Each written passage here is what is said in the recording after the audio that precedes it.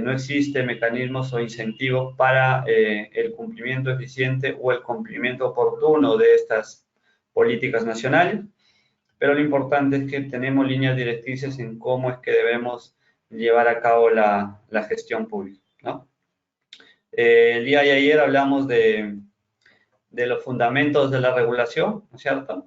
Y primero dijimos que en nuestro esquema constitucional los precios y los bienes de los bienes y servicios, en principio los bienes y servicios los los provee el mercado, ¿cierto? Por regla general, y es el mercado el que establece en base a la oferta, en base a la ley de la oferta y la demanda, es que se establecen los precios, ¿no? Pero también hemos dicho que el mercado no es perfecto, y ante la presencia de fallas de mercado, se justifica la intervención del Estado a través de la regulación, ¿no? Y hemos dicho que básicamente a nivel teórico se plantea 4 supuestos que fundamentan la intervención del Estado a través de la regulación, que es la competencia imperfecta, sobre todo el poder monopólico, ¿no es cierto?, el monopolio o el poder de mercado, los bienes públicos, ¿cierto?, la simetría informativa y las externalidades. Entonces, son los básicos supuestos en los cuales se justifica la intervención del Estado a través de políticas regulatorias, ¿no? Entonces, el día de hoy lo que vamos a hablar es en realidad sobre y claro, hemos dicho también para recordar que los tipos de regulación son dos, una regulación social y una regulación económica. La regulación económica tiene que ver con la fijación de tarifas. La regulación social está vinculada a la salud, al medio ambiente, ¿no? Y de un modo también se busca controlar las externalidades. Hablamos un poco de simplificación administrativa, ¿no? Sobre todo lo que me interesó era que conozcan el decreto legislativo 1246, ustedes lo van a revisar a detalle y podrán ver qué cosas es la que no se puede exigir a los administrados en el marco de un procedimiento o trámite administrativo. Entonces, el día de hoy vamos a hablar del análisis de calidad regulatoria, ¿no? Y contextualizando el tema del análisis de calidad regulatoria, tiene que ver también con la política nacional de modernización de la gestión pública, ¿no? Como cuando revisábamos el tema de la cadena de valor, ¿no es cierto?, en una gestión pública por resultados, decíamos que la gestión de procesos tiene que estar en permanente simplificación y en permanente mejora. Y esa permanente mejora parte de hacer análisis de calidad regulatoria, ¿no? En el país ya hemos empezado a nivel del Poder Ejecutivo a realizar análisis de calidad regulatoria. Lo que sí todavía no se ha implementado es el tema del análisis de impacto regulatorio, ¿no?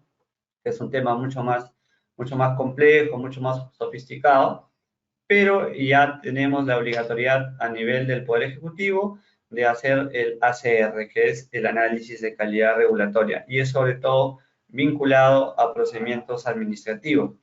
Lo que hay que saber sobre el análisis de calidad regulatoria como idea fundamental son dos aspectos principales. Uno, que el análisis de calidad regulatoria, según el decreto legislativo 1310, es aplicable a las entidades del Poder Ejecutivo, a todos. Y que el análisis de calidad regulatoria se aplican a procedimientos administrativos. Pero ustedes me dirán, oye, Leider, ¿a todos los procedimientos administrativos? Y la respuesta es no. Se aplica a todos los procedimientos administrativos de iniciativa de parte, ¿no? Es decir, aquellos procedimientos que están en el TUPA requieren previamente un análisis de calidad regulatoria, ¿no? Ya lo veremos cómo funciona eso, ¿no? De hecho, también la OCDE ha recomendado al Perú hacer política regulatoria. Y fíjese, cuando uno hace política regulatoria, es todo un ciclo permanente, ¿no?, de una revisión constante de la regulación, porque como la regulación tiene que ir de la mano con la realidad social, ¿cierto?, porque el derecho de alguna manera regula conductas sociales, ¿no es cierto?, este ciclo de revisión de la regulación tiene que ser permanente, ¿no? Entonces, esto invoca o obliga, mejor dicho, a las entidades del Poder Ejecutivo a que cierto periodo revisen su regulación, se haga control, se haga sistematización de la información y ver si la regulación está siendo eficiente o no, ¿no? Y en base a ese análisis de calidad regulatoria, con el tiempo se puede verificar si ya la regulación es necesaria o no, ¿no? Porque a veces una determinada norma en el tiempo ya termina siendo desfasado, sobre todo cuando se regula aspectos vinculados a tecnología, por ejemplo, ¿no? Entonces, de ahí muchas veces la tecnología avanza mucho más rápido que la regulación y tenemos un estado lento, ¿no?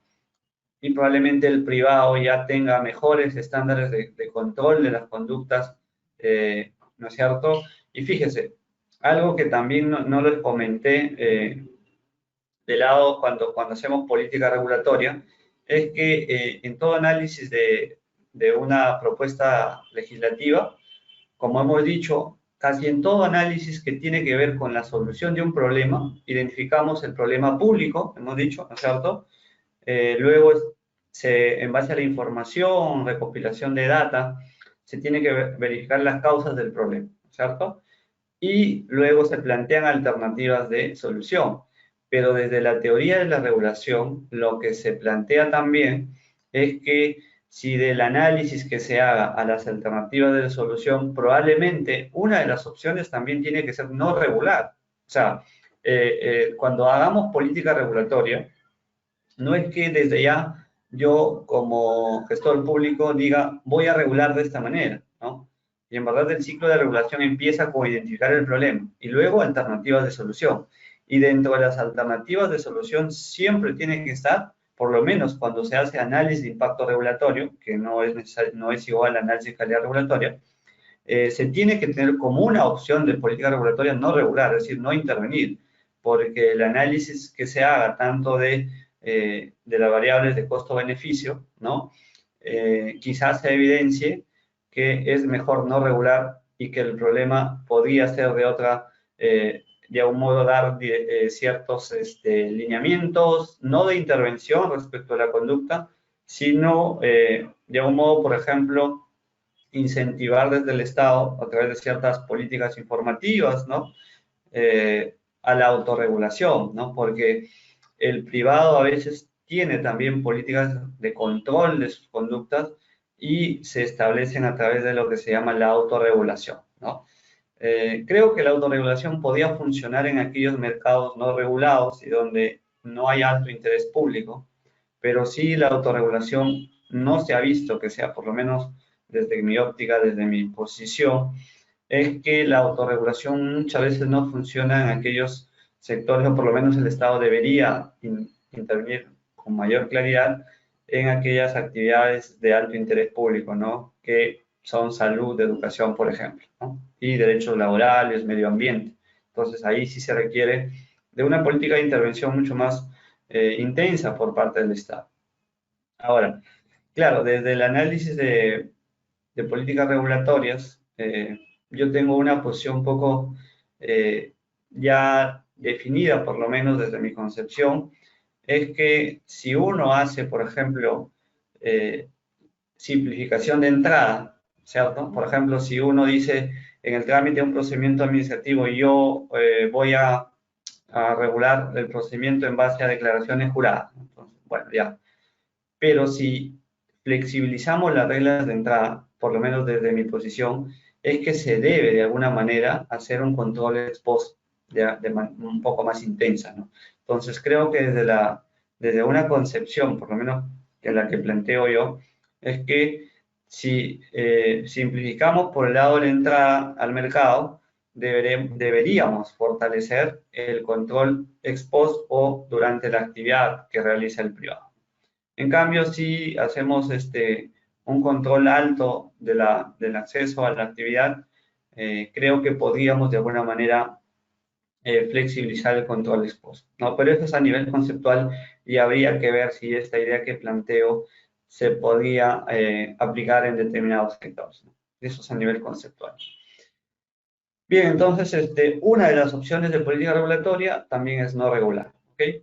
Porque, como sabemos, el libre mercado es el que provee bienes y servicios y muchas veces cuando uno plantea una medida regulatoria, a veces termina siendo más que una solución, termina agravando el problema, ¿no?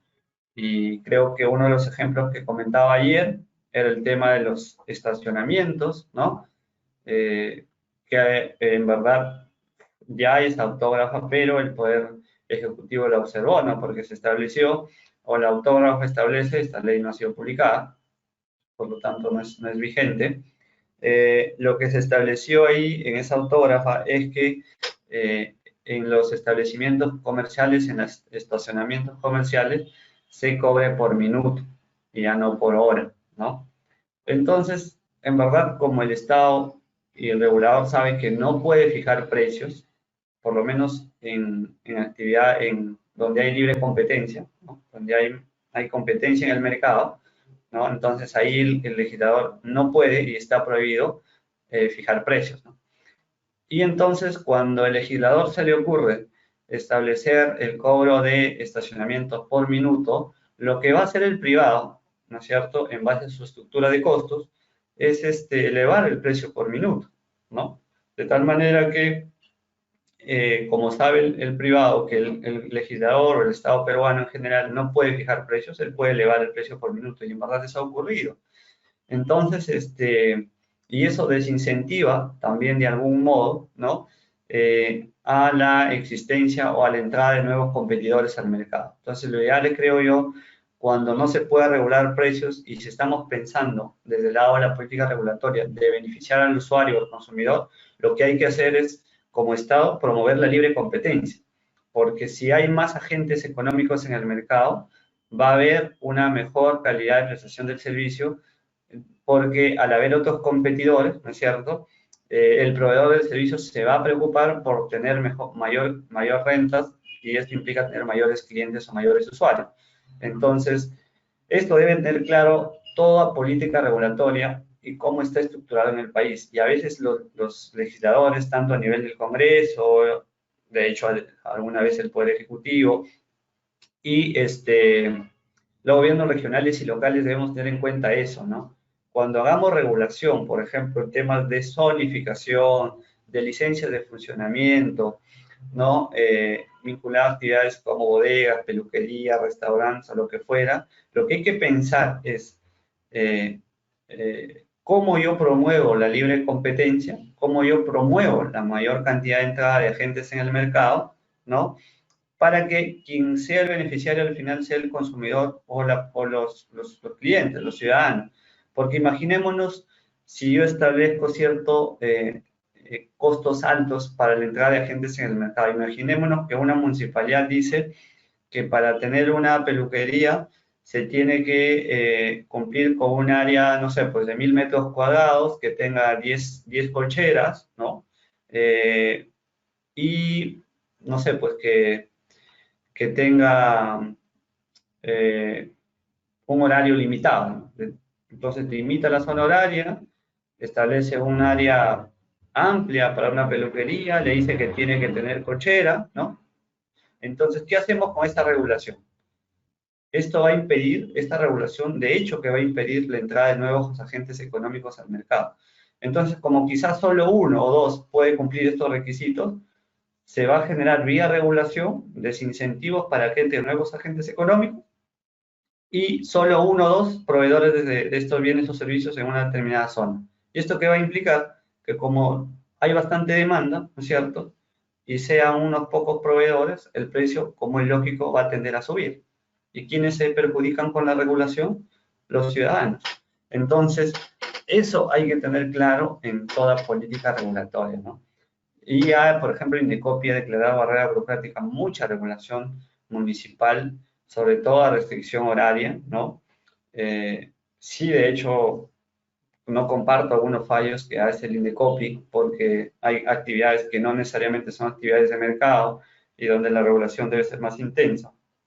Pero conceptualmente sí, cuando hagamos una regulación de este tipo y tiene como finalidad la regulación que estamos planteando, limitar la actividad empresarial, siempre hay que pensar cómo es que esta va a incidir en la posibilidad de que nuevos agentes económicos entren al mercado.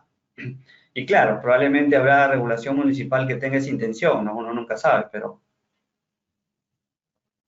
lo correcto es que toda regulación tiene que estar pensada o bajo ese esquema tiene que ser analizada, ¿no?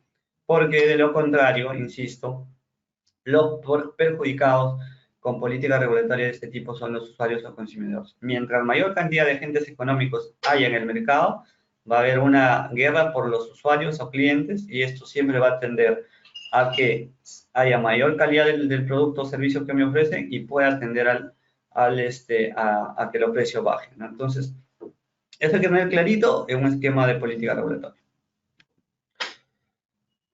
Los aspectos generales sobre la regulación ya les he comentado, ¿no? Básicamente identificar los costos, implica, ¿no?, que en el análisis de las alternativas, de análisis de impacto de las alternativas, se tiene que ver los afectados por la regulación. Y ahí es cuando hablábamos que los afectados por la regulación, cuando se plantea alguna medida, muchas veces no es el propio agente proveedor de bienes y servicios, sino el perjudicado último y más perjudicado, si se quiere, es los usuarios o consumidores. Bien. Bien, entrando ya de lleno al análisis del ACR, primero comentarles que el análisis de calidad regulatoria está regulado con el decreto legislativo 1310, ¿no? Y lo que establece este decreto legislativo es lo siguiente, es que las entidades del Poder Ejecutivo deben realizar análisis de calidad regulatoria de procedimientos administrativos, ojo, entidades del Poder Ejecutivo hacen calidad regulatoria de procedimientos administrativos establecidos en disposiciones normativas de alcance general a fin de identificar, eliminar y o simplificar aquellos que resulten innecesarios, ineficaces, injustificados, desproporcionados, redundantes o no se encuentren adecuados al DEPAC, ¿no? O las normas con rango de ley que sirven de sustento.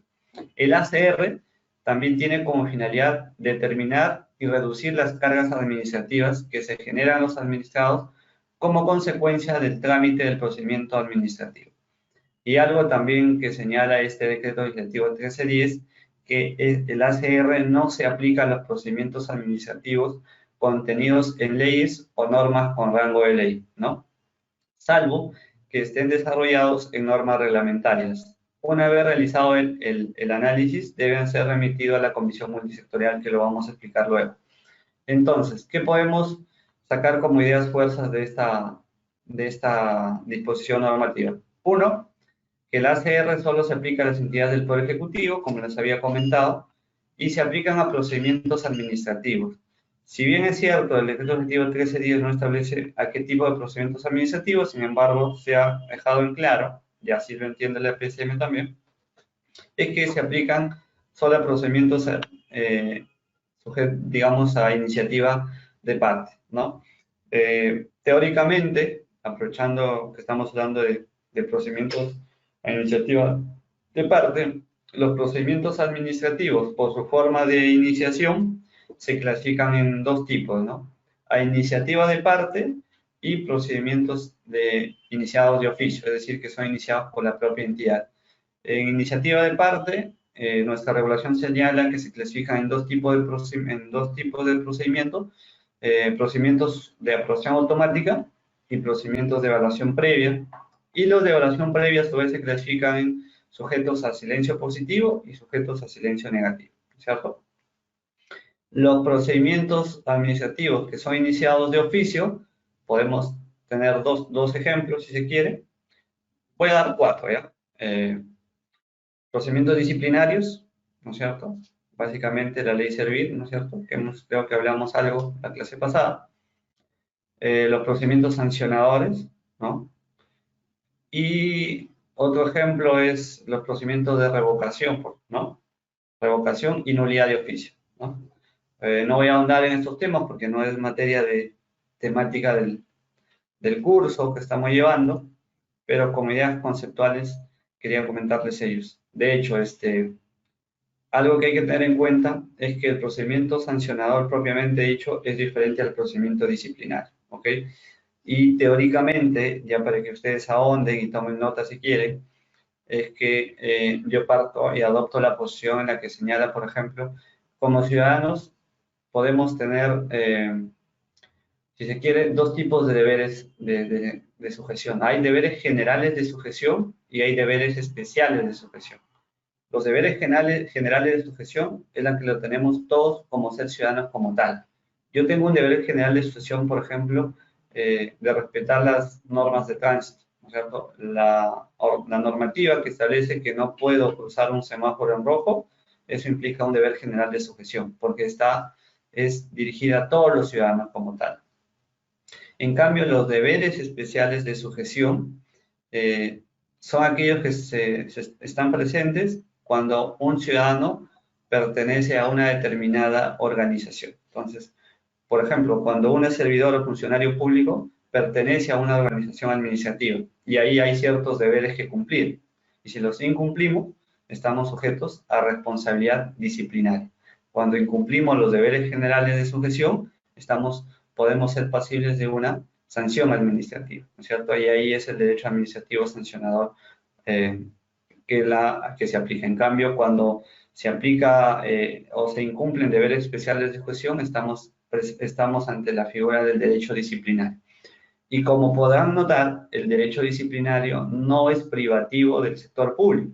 El derecho disciplinario también se aplica en las organizaciones de derecho privado.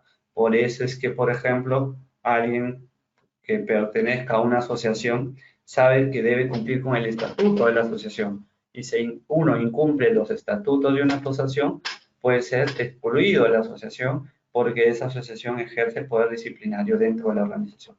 Entonces, son aspectos conceptuales que se tienen que tener en cuenta para poder conocer las figuras del derecho administrativo, ¿no? Y lo que también es bueno que sepan, de manera ya como algo también tangencial al tema que estamos comentando, es que digamos, en el régimen disciplinario del derecho privado también se tienen que respetar los derechos constitucionales, ¿no? Y esto el Tribunal Constitucional lo ha repetido en múltiples ocasiones. El tribunal ha desarrollado la figura que se llama el debido proceso asociativo particular, ¿no? Es decir, que en las organizaciones de derecho privado se tiene que respetar el debido proceso. Y el debido proceso implica derecho de defensa, por ejemplo, ¿no? Y respetar la competencia, porque muchas veces hay estatutos que establecen quién tiene la competencia para excluir un socio, ¿no es cierto? Y se tiene que respetar el estatuto de la asociación, ¿no? Entonces, el Tribunal Constitucional se ha pronunciado en muchos casos, uno de los casos más sonados han sido los vinculados al club, se me fue el nombre, pero creo que es el Club Regatas,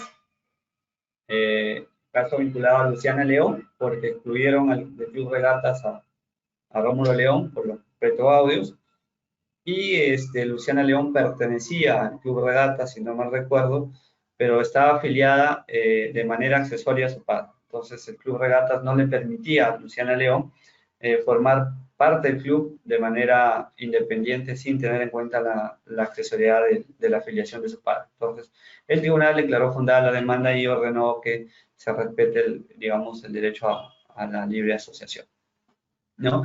Y esta figura del debido proceso asociativo particular deriva de lo que el Tribunal Constitucional ha llamado la eficacia horizontal de los derechos fundamentales.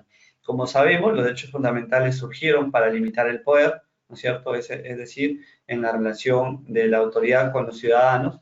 Sin embargo, el tribunal dice que, o ha dicho también en varias sentencias, que los derechos fundamentales irradian también la relación o en las relaciones entre privados se tienen que respetar los derechos fundamentales. Y ya si quieren ahondar más sobre el tema, yo siempre recomiendo sobre este punto leer un libro muy importante de un autor y un profesor, de un ciudadano arequipeño, el doctor Mijail Mendoza Escalante. Él ha escrito bastante sobre el tema del amparo contra los actos de los particulares. Bueno, volviendo a nuestro tema, el ACR entonces, disculpen si me he desviado un poco, pero quería más o menos contextualizarle respecto a la clase de procedimientos y a qué tipo de procedimientos se aplica el ACR, ¿no? Entonces, el ACR se aplica a los procedimientos dentro de las entidades del Poder Ejecutivo y están excluidos del ACR los procedimientos regulados por normas establecidas en ley o normas con rango de ley. Por ejemplo, los procedimientos que se regulen vía ordenanza, obviamente, están excluidos del ACR. Ahora, con el decreto legislativo 1310 se plantean dos tipos de análisis de calidad regulatoria, ¿no? El ACR implica en el año 2016 que surge, digamos, esta figura de análisis, de análisis regulatorio, si se quiere, ¿no? En la cual obliga a las entidades que se haga una evaluación de la regulación, ¿no? Entonces, con este decreto legislativo se plantean dos tipos de análisis de calidad regulatoria, un ACR ex ante y un ACR ex post. El ACR ex post implicaba que las entidades tenían la obligación de hacer todo análisis, ¿no es cierto?, de los procedimientos administrativos que tenían vigentes a ese momento. Por eso se llama ACR del stock. Este ACR ya concluyó. Y yo formé parte del equipo del análisis de calidad regulatoria en dos ministerios, pero sobre todo en el Ministerio de la Producción. Y esto implicaba básicamente evaluar legalidad. Y fíjese, algo que pudimos identificar cuando formamos parte de este equipo de análisis de calidad regulatoria es que el análisis de legalidad de los procedimientos administrativos no se venía haciendo. Y en verdad, como veremos más adelante también, ya la ley del procedimiento administrativo general, cuando regulaba la esquematización y cómo se tienen que establecer procedimientos TUPA, ya señalaba que, por ejemplo, los requisitos tienen que estar establecidos en una norma sustantiva, dado que el TUPA no puede crear requisitos, ¿no? Entonces, cuando uno actualizaba sus TUPAs, entonces mínimamente tendría que verificar si el requisito que está en el TUPA tiene sustento normativo. Si no lo tenía, pues no había obligación para ponerlo, y eso era barrera burocrática, podía generar responsabilidad administrativa. Pero no se hacía eso. Entonces, el análisis de calidad regulatoria ha permitido hacer ese control de legalidad. Entonces, con el ACR primero era ver los procedimientos que estaban en el TUPA de la entidad y lo que se hacía era procedimiento X, si los requisitos es 1, 2, 3, lo que tendríamos que hacer, lo que se hizo es, si el requisito 1 estaba sustentado en una norma, el requisito 2 estaba sustentado en una norma, ¿no? Ese era el primer paso, o es el primer paso del ACR. Luego implica evaluar necesidad, efectividad y proporcionalidad. Es decir, si este requisito de algún modo cumple con una finalidad pública, básicamente, ¿no? Entonces, eso es en líneas generales lo que se tuvo que hacer en las entidades del Poder Ejecutivo. Eso ya venció, ya se cumplió. Y la otra forma de hacer análisis de calidad regulatoria es un análisis ex ante, es decir, antes de la emisión de normas que regulan procedimientos administrativos. Y la emisión de normas que regulan procedimientos administrativos se dan en dos supuestos, ¿no? Cuando pretendo modificar procedimientos ya existentes o cuando la entidad decide crear nuevos procedimientos administrativos. En esos dos casos, antes de la aprobación y promulgación de la norma que aprueba el procedimiento administrativo o que modifica el procedimiento administrativo, hoy en día se tiene que hacer análisis de calidad regulatoria, ¿no? Si no se hace análisis de calidad regulatoria ex ante de las normas que modifican procedimientos administrativos o de las normas que regulan nuevos procedimientos administrativos, por más que se publique, lo que establece el decreto legislativo 1310 es que no son válidos, ¿no? Ahora, un tema importante, hablábamos, creo que les comentaba del ciclo regulatorio, ¿no? El ciclo de revisión del análisis de calidad regulatoria.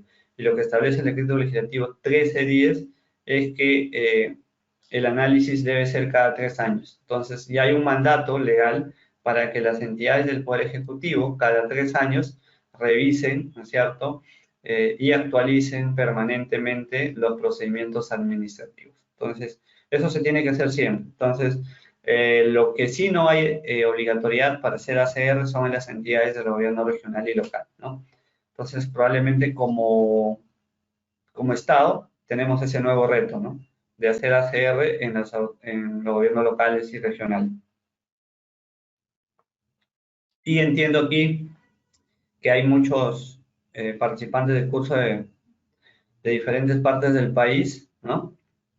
Sería bueno que vayan conociendo sobre este tema del análisis de calidad regulatoria. De hecho, hay un manual de análisis de calidad regulatoria que fue aprobada por la PCM, porque tarde o temprano vamos a llegar a esto, ¿ya? Tarde o temprano se tiene que hacer análisis de calidad regulatoria en los gobiernos locales y regionales, ¿no? De tal manera que tengamos procedimientos administrativos que cumplan con el principio de legalidad y sobre todo también sean los requisitos que se establezcan en los procedimientos sean necesarios y proporcionales, ¿no? Y en el análisis de proporcionalidad implica ver si es que no hay otros requisitos menos costosos para el ciudadano, ¿no? Y también lo importante de hacer análisis de calidad regulatoria es que cuando se hace este análisis vamos a poder verificar eh, la posibilidad de si es que hay requisitos que están establecidos en el TUPA y que no necesitan, que se le está exigiendo de manera indebida, ¿no? Entonces, eso hay que tenerlo en cuenta cuando hagamos política regulatoria, ¿ok? Ahora, aquí hay que hacer voy a explicarle brevemente los alcances de la ACR, creo que ya más o menos estaban en las ideas anteriores, que se aplica a las entidades del Poder Ejecutivo. No es aplicable a toda regulación, ojo, el ACR solo se aplica a la regulación vinculada a procedimientos administrativos y a procedimientos administrativos de iniciativa de parte, es decir, aquellos en los cuales los ciudadanos van a solicitar ciertas autorizaciones, permisos, licencias, cualquier título habilitante o algún trámite que requiera el pronunciamiento de la entidad. El ACR implica que hay una entidad que hace control externo a la entidad, ¿no es cierto? Y controla, digamos, estas propuestas normativas, ¿no? Como ya se pasó el análisis de calidad regulatoria del stock, es decir, ya las entidades del Poder Ejecutivo ya culminaron la revisión del stock, y acá viene el nuevo ciclo regulatorio, ¿no? La revisión nuevamente, pero si es que desde el Poder Ejecutivo se plantea establecer nuevos procedimientos administrativos, tiene que hacerse ACR, ¿no es cierto? Y tiene que pasar a la PCM antes de su publicación. Lo que también estableció el decreto ejecutivo 1310 es que en el caso de las normas que no pasan por análisis de calidad regulatoria, ¿no? Se derogan automáticamente. Entonces, si las entidades del Poder Ejecutivo, por X razones, no hicieron el análisis de calidad regulatoria de sus procedimientos administrativos, estos procedimientos ya se entiende derogados de manera automática, ¿no? Por eso se llama la muerte anunciada. ¿Qué principios se analizan? Básicamente 4. Legalidad. Primero, en legalidad, si es que estamos hablando de nuevos procedimientos administrativos, lo que hay que ver es si la entidad tiene competencia para regular esto. Y esto es muy importante, ya, si bien es cierto, y en el tema de la competencia es bien, hay que tener mucho cuidado, ¿no? Y creo yo, cuando hablábamos creo que les comenté en una clase anterior, si trabajamos en gobiernos regionales y locales, de verdad que hay que ser bien minucioso para establecer las competencias. Y primero lo que hay que ver es la Constitución, la Ley Orgánica de Gobiernos Regionales o la Ley Orgánica de Municipalidades y la Ley de Base de Descentralización. Y también yo les recomiendo, en la medida de lo posible, se revisen sentencias del Tribunal Constitucional, en las cuales ahí de alguna manera el TC ya hace una línea de análisis de ciertas actividades, ¿no? Entonces, hay temas regulatorios que no es de competencia de las municipalidades. Por ejemplo, un tema, al menos desde el análisis que he realizado, ¿no? Yo he visto casos, y ahí es una crítica del ACR también. Creo que probablemente la PCM implicaría tener una maquinaria mucho mayor, porque el ACR no se aplica a los procedimientos sancionadores. Sin embargo, las municipalidades sí tienen un sinnúmero de tipificación de infracciones y sanciones. Quizá la PCM, creo yo, debería plantear que se haga ACR, ¿no? Pero solo en el caso de procedimientos sancionadores que se evalúe legalidad. ¿Por qué digo esto? Porque he podido advertir que ciertas municipalidades establecen infracciones y sanciones de temas que no son de su competencia. Aquí en Lima, por ejemplo, una determinada municipalidad tiene en su tabla de infracciones y sanciones sanción por no rotular, ¿ya? Entonces, claro, de hecho, sin perjuicio de que en las municipalidades se afecta gravemente el principio de tipicidad, ¿no? El gran problema del rotulado es que las municipalidades no tienen competencia para fiscalizar y sancionar temas vinculados al rotulado. Y el rotulado de productos o alimentos es de competencia, en principio, del INDECOPI y en algunos casos del Ministerio de la Producción. Pero las municipalidades tienen regulado infracciones y sanciones vinculados al rotulado, vía ordenanza, ¿no? Entonces, y fiscalizan este tipo de actividad. Por eso es que de algún modo creo que quizás para hacer un control de legalidad, y esto obviamente incide gravemente en los derechos de los administrados y sobre todo en los agentes económicos, porque a veces se le impone sanciones por desconocimiento, el ciudadano termina pagando la multa, cuando sabe que si se hace un análisis legal y constitucional del tema, ¿no es cierto?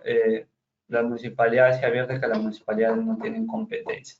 Y así hay un sinnúmero de temas que probablemente cuando uno entre a analizar de manera minuciosa, ¿no? Y detallada en los temas, las municipalidades terminan regulando aspectos que no son de su competencia. Entonces, quizás un tema que podría mejorar la gestión en general en el Estado sería que la PCM, con conocimientos y con un equipo técnico vasto sobre el tema, porque implicaría revisar de un montón de municipalidades, ¿no? Pero en el análisis de calidad regulatoria, volviendo ya a nuestro tema, es que en principio en cuanto a la legalidad se evalúa competencia, ¿no? En cuanto al principio de necesidad, es básicamente identificar el problema que la regulación busca solucionar y el ámbito en que ocurre, es decir, en qué momento ocurre, y determinar el objeto específico del procedimiento administrativo y cómo contribuye a resolver el problema identificado. Si se dan cuenta, es básicamente el esquema que espero a ustedes se les quede claro, ¿no? O sea, ya se hayan memorizado el esquema de identificar el problema público, cuáles son las causas y cuál es la alternativa que planteo como solución. Entonces, en el ACR más o menos tiene esa lógica también. Identificas el problema, cuál es el objetivo que buscas con el procedimiento y cómo es que este procedimiento contribuye a solucionar el problema. Y eso se tiene que fundamentar. Este análisis de estos 4 principios, la PCM tiene una ficha técnica que se tiene que justificar cada procedimiento, cada requisito se tiene que sustentar, de lo contrario la PCM no valida ningún procedimiento, ¿no? De hecho, en el análisis de calidad regulatoria, cuando formamos parte del equipo de la revisión del stock, de hecho teníamos bastante reunión con PCM, ¿no? Ahí había la doctora Sara Robes, que conocen bastante el tema de simplificación administrativa, y su equipo. PCM, por ejemplo, para este tema de la revisión del stock, hizo un aplicativo y toda la información se hacía por las entidades remitían, digamos, su análisis de calidad regulatoria a través de un sistema informático. Entonces se aprovechó la tecnología de tal manera que no se tendría que mandar oficios, memorándums, reuniones, no, todo era por un aplicativo informático, ¿no? En el principio de proporcionalidad se tiene que estimar las cargas administrativas, es decir, cuánto le cuesta al administrado la exigencia de un determinado requisito y si no hay otro requisito menos costoso que nos lleve al mismo fin. Entonces, son todos esos análisis de costos también que se hacen a cada procedimiento. Y como verán, el ACR requiere la participación de equipos multidisciplinarios, ¿no? Pues de lo contrario, el abogado probablemente tenga una formación netamente jurídica y en el tema de la estructuración o estimación de costos debe participar un equipo multidisciplinario de economistas, contadores, o si estamos hablando de temas técnicos, tiene que intervenir el técnico, ¿no? Si estamos hablando de temas pesqueros, debe haber un ingeniero pesquero, si estamos hablando de temas ambientales, tiene que participar el ingeniero ambiental, ¿no? Y el análisis de calidad regulatoria es un análisis multicriterio también, ¿no? Este es básicamente lo que se utiliza para la estimación de las cargas administrativas, ¿no? ¿Qué tipo de información debe presentar el administrado, ¿no? Si es declaraciones, documentos, determinados requisitos, y cuánto le cuesta cuánto es el costo en tiempo y cuál es el costo en dinero, ¿no? Y eso nos lleva a estimar las cargas administrativas y como tengo varias opciones, voy a elegir la que menos le cuesta al ciudadano, ¿no? Entonces, eso también implica hacer un análisis de proporcionalidad dentro de la ACR. Ahora, ¿cómo funciona el ACR, no? El ACR implica que hay una evaluación de la entidad. Primero, los que han participado en política regulatoria quizá digamos, conozcan bien el tema, pero cuando uno plantea una propuesta regulatoria, lo que hace primero es el sustento técnico, ¿no? Entonces, plantea la medida regulatoria, lo sustenta, hace la exposición de motivos, elabora la fórmula legislativa, ¿no? Si es un decreto supremo o un decreto de urgencia o cualquier norma, digamos, que dentro del esquema de la entidad permita aprobar un procedimiento, ¿no? Entonces, se hace, usualmente antes del análisis de calidad regulatoria se hacía exposición de motivos y la fórmula regulatoria que planteamos. Sin embargo, hoy con el ACR se exige algo más, ¿no? Se tiene que hacer la exposición de motivos, pero además el análisis de calidad regulatoria de cada procedimiento, y esto implica evaluar requisito por requisito, ¿no? La legalidad de cada requisito, la necesidad, la efectividad y la proporcionalidad de cada requisito. Una vez que se ha elaborado digamos, este análisis de cada uno de los procedimientos y por ende de sus requisitos, lo que tiene que hacer la entidad es enviar a la Comisión Multisectorial de Calidad Regulatoria, que está en la PCM, para que esta Comisión Multisectorial haga su evaluación. ¿Ok? Esta Comisión Multisectorial está conformada por el Secretario General de la PCM, el Viceministro de Economía y el Viceministro de Justicia, ¿no? En este análisis también se puede invitar a especialistas, la Comisión puede invitar a especialistas o expertos en los temas. Entonces, como decía, el análisis de calidad regulatoria es preparado y remitido a la Comisión Multisectorial para su validación de acuerdo a los siguientes 4 supuestos. Para la revisión de stock de procedimientos administrativos, de acuerdo al cronograma, que eso ya venció, entonces no tiene sentido detallarlo. Antes de la aprobación de las disposiciones normativas que establezcan o regulen procedimientos administrativos. Es decir, si yo, entidad del Poder Ejecutivo, voy a regular un nuevo procedimiento, tengo que hacer mi ACR y remitirlo a la Comisión Multisectorial. También tiene que ir a la Comisión en el caso de los procedimientos administrativos que ingresen al ciclo de revisión, es decir, aquellos procedimientos que ya han sido validados por la PCM el año pasado, entran dentro de 2 años, ¿no es cierto?, al ciclo de revisión y implica nuevamente remitir el análisis de calidad regulatoria a la Comisión Multisectorial de la PCM. También el caso de modificación de procedimientos administrativos, antes de que se apruebe la modificación, se tiene que remitir el análisis de calidad regulatoria. Entonces, 4 supuestos. En la revisión del stock, que ya venció, antes de la aprobación de nuevos procedimientos administrativos, en el caso del ciclo de revisión de los procedimientos ya validados por la PCM, ¿no? Porque este análisis de calidad regulatoria es permanente cada 3 años, y en el caso de modificación de procedimientos administrativos, siempre y cuando obviamente establezcan requisitos. Si se simplifica requisitos, en esos supuestos no se requiere remitir a la Comisión Multisectorial. Y lo que establece el decreto legislativo 1310, ¿no?, que es la norma que regula el análisis de calidad regulatoria, hay dos efectos, digamos, por los cuales no, digamos, vinculados al tema de no elaborar ACR, ¿no? Son 2.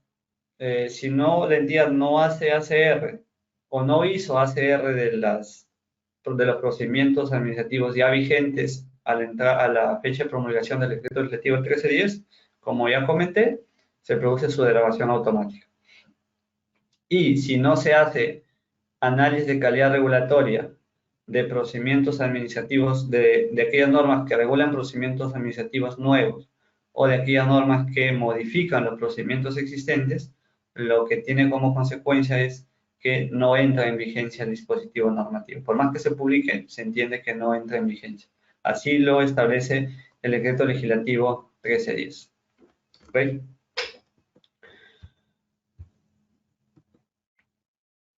De lo que hemos hablado podemos resumir básicamente en el siguiente esquema, ¿no? Las entidades revisan y hacen el sustento, las entidades del Poder Ejecutivo hacen el ACR, lo remiten a la Comisión Multisectorial para que haga la evaluación de este análisis de calidad regulatoria y la Comisión Multisectorial puede emitir, digamos, si el informe ratifica la propuesta normativa, ¿no? Pues deriva automáticamente el proyecto normativo, ¿no? Al Consejo de Ministros para su aprobación, ¿no? Esto es en el caso de la revisión del stock, ¿no? Entonces, lo que ha ocurrido con la revisión del stock es que la presidencia del Consejo de Ministros ratificaba la regulación de procedimientos administrativos existentes. Entonces, cuando ustedes vean si ustedes entran a revisar los procedimientos administrativos de las entidades, ¿no? Y con solo poner en internet, por ejemplo, ratificación de procedimientos administrativos PCM, le va a salir un montón de decretos supremos, ¿no? Este es más o menos el proceso de hacer el stock de procedimientos vigentes. Lo que hace es, las entidades realizan el análisis de calidad regulatoria mediante la metodología de ACR, ¿no? Que hay un manual aprobado por PCM. Entonces, si la PCM, si la comisión lo valida, ¿no? Propone la lista de procedimientos administrativos y disposiciones normativas y se ratifica por DS, ¿no es cierto? La ratificación de los procedimientos administrativos estuvo a cargo de la presidencia del Consejo de Ministros. Entonces, si la PCM, si la comisión multisectorial da el visto bueno al análisis de calidad regulatoria, la ratificación de los procedimientos administrativos se hizo, ¿no? A través del voto aprobatorio del Consejo de Ministros y luego se publicaba en el Diario del Peruano. Ahora, si la comisión multisectorial observaba la propuesta de análisis de calidad regulatoria, lo devolvía a la entidad para que nuevamente subsane, ¿no? Si es que era subsanable, básicamente los aspectos que eran subsanables eran vinculados a necesidad, efectividad o proporcionalidad. Pero si la PCM advertía, por ejemplo, que la entidad no tenía competencia, es decir, no pasaba el principio de legalidad, lo que hacía es declarar improcedente el procedimiento de validación. Ahora, ¿cuál es el ciclo digamos, del ACR del ex ante? Es decir, para la publicación de nuevos procedimientos administrativos o para la modificación de procedimientos administrativos existentes. Entonces, la entidad hace su metodología de ACR, lo remite a la comisión multisectorial. Si la comisión multisectorial valida la metodología, emite opinión favorable, ¿no es cierto? Y lo que hace la entidad es aprobar el proyecto de disposición normativa y se publica en el peruano. Como verán, en el análisis de calidad regulatoria ex ante, la aprobación de la norma obviamente lo hace la entidad conforme al marco vigente y ya no participa la PCM. La PCM solo entra digamos, tiene competencia para la ratificación del stock. Ya luego lo que hace la Comisión Multisectorial simplemente es opinar y dar el visto bueno para la regulación de nuevos procedimientos administrativos o para la modificación de procedimientos administrativos. Más o menos esta es la ficha que se utiliza, ¿no? Solo quería mostrarles ahí, se tiene que establecer cuál es el nombre del procedimiento administrativo, ¿no? La breve descripción del procedimiento administrativo, también la ficha o el manual de la PCM señala que se tiene que identificar quiénes serían los usuarios recurrentes, toda una metodología sofisticada que también requiere de información. Ahora, la ficha, digamos, no es no va sola, sino que esta ficha tiene que compatibilizar con la exposición de motivos y obviamente con la propuesta normativa, con la fórmula o el dispositivo propuesto. Los plazos del ACR, la revisión del stock, es decir, los procedimientos que estuvieron vigentes a la entrada a la fecha en vigencia del decreto legislativo 1310, ya venció el 30 de junio de 2019. El ciclo de revisión es cada 3 años y no entran en el ciclo de revisión procedimientos que reconocen derechos no sujetos a plazo, ¿no? Entonces, aquellos procedimientos que otorgan derechos a plazo indeterminado no entran dentro del ciclo de revisión. Como sabemos, la Ley del Procedimiento Administrativo, modificada con el Decreto Legislativo 1272, ha señalado que los títulos habilitantes se otorgan a plazo indeterminado, salvo que por ley o por decreto supremo en base a alto interés público se limiten digamos, el plazo de vigencia de los títulos habilitantes. Pero la regla es que sea a plazo indeterminado, salvo que una ley lo limite a un plazo determinado de título habilitante o si la entidad vía decreto supremo ha justificado, ¿no es cierto?, en base a alto interés público, cierto plazo determinado de los títulos habilitantes. Ahora, algún tema importante también tener en cuenta es que el ACR no exime la posibilidad de que las entidades hagan permanente simplificación administrativa. ¿Esto qué implica? Si yo como entidad tengo un procedimiento X, ¿no? Y considero que este procedimiento ya no es necesario, lo puedo derogar. Entonces, digamos que el ACR no es que le da no estatiza la posibilidad de una permanente, o no estabiliza, mejor dicho, la posibilidad de la entidad que siga haciendo política simplificadora. Como digo, si la entidad decide, si hay un procedimiento ratificado por la PCM, pero yo entidad digo, este procedimiento ya no es relevante o no es necesario, lo puede derogar, ¿no? O puedo modificar los requisitos simplificando el trámite. Eso sí, de algún modo sí está permitido, no es que no se pueda hacer, ¿no?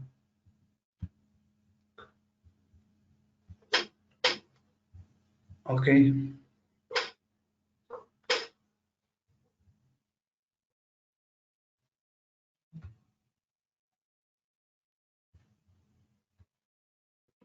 Muy bien.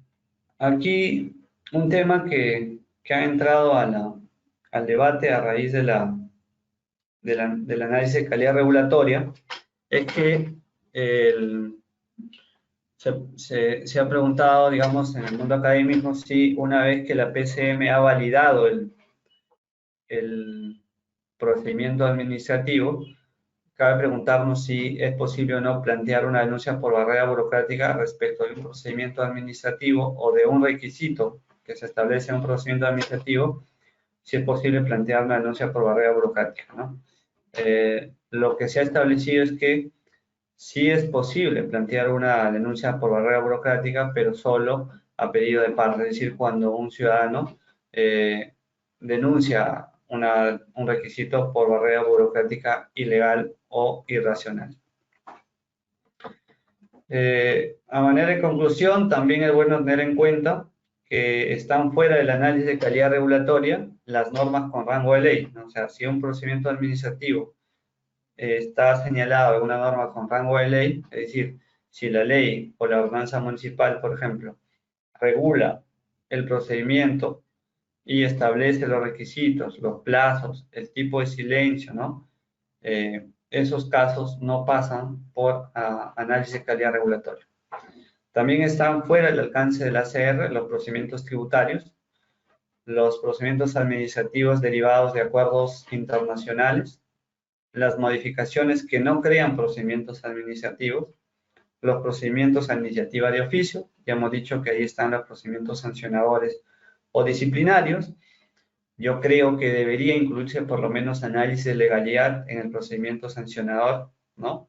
Porque como comentaba, algunas municipalidades hacen regulación en materia sancionadora, pero excediendo sus competencias o estableciendo infracciones y sanciones que es de competencia de otra entidad.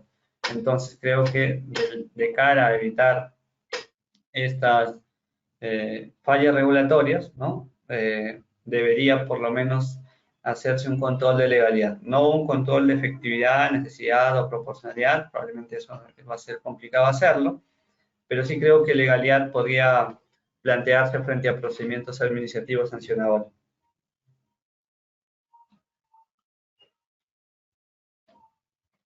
¿ok?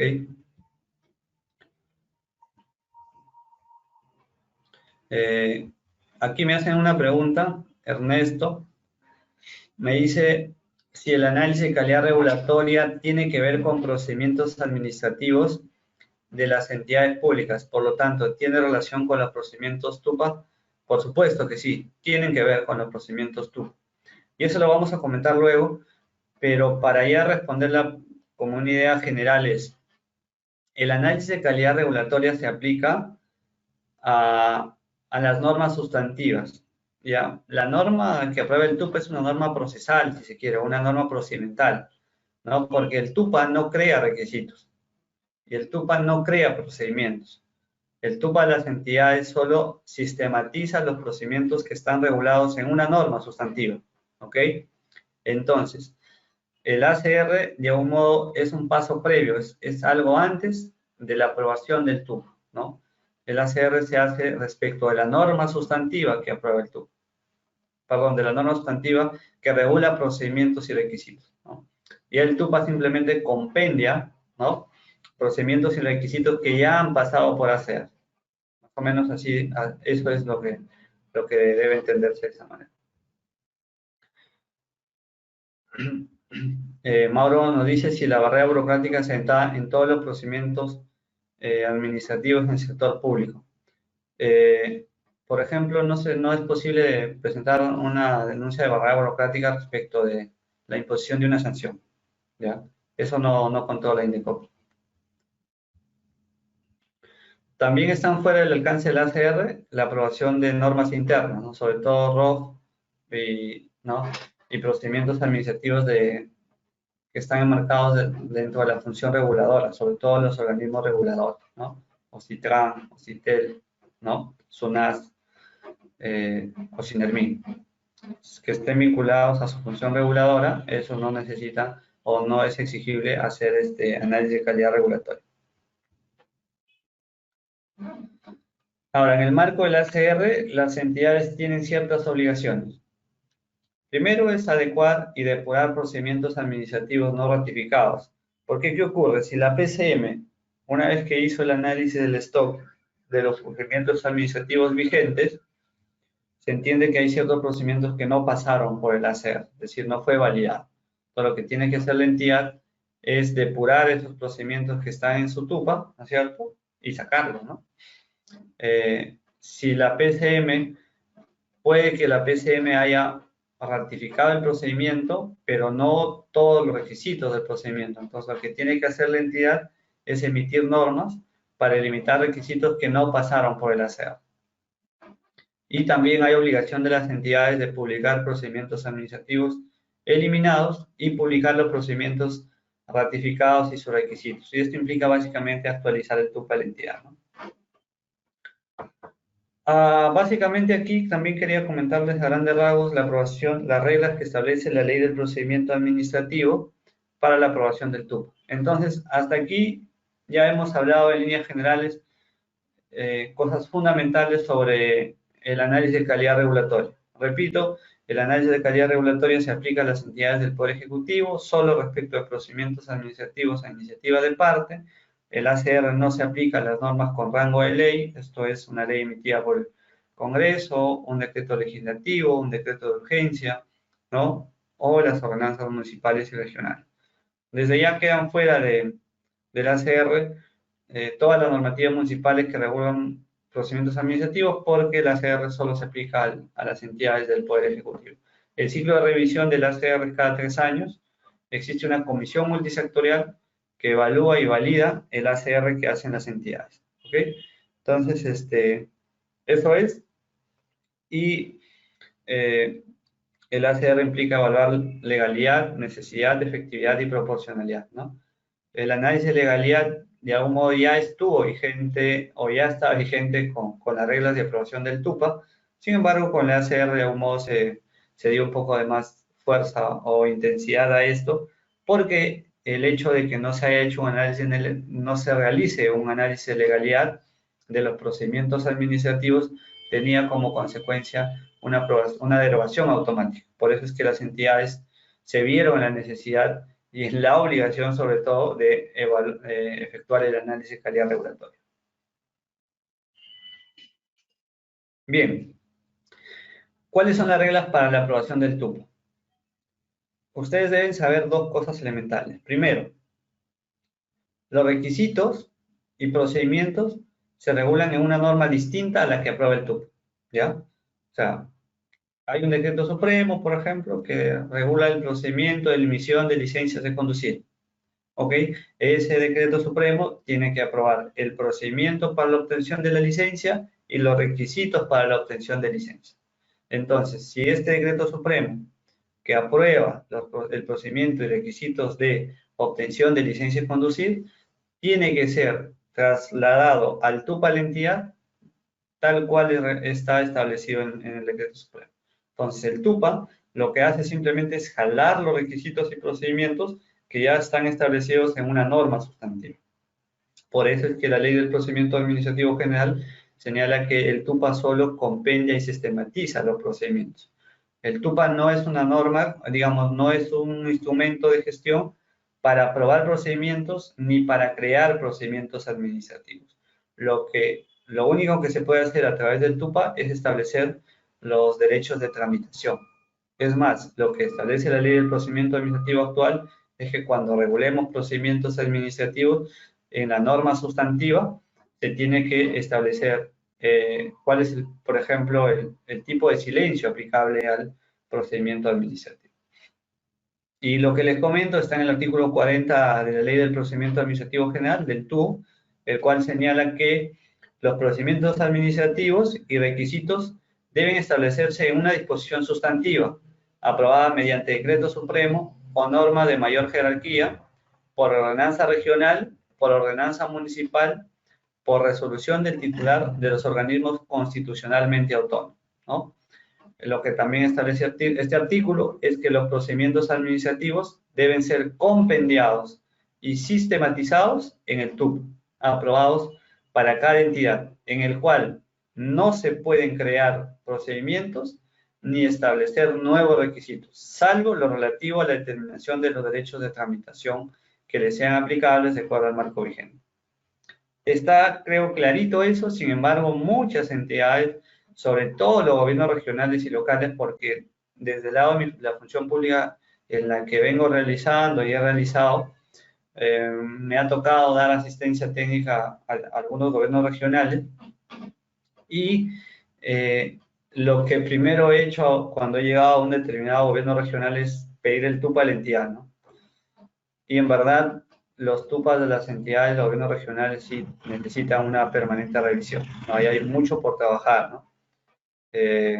Dado que incumplen este artículo, el artículo 40, ¿no?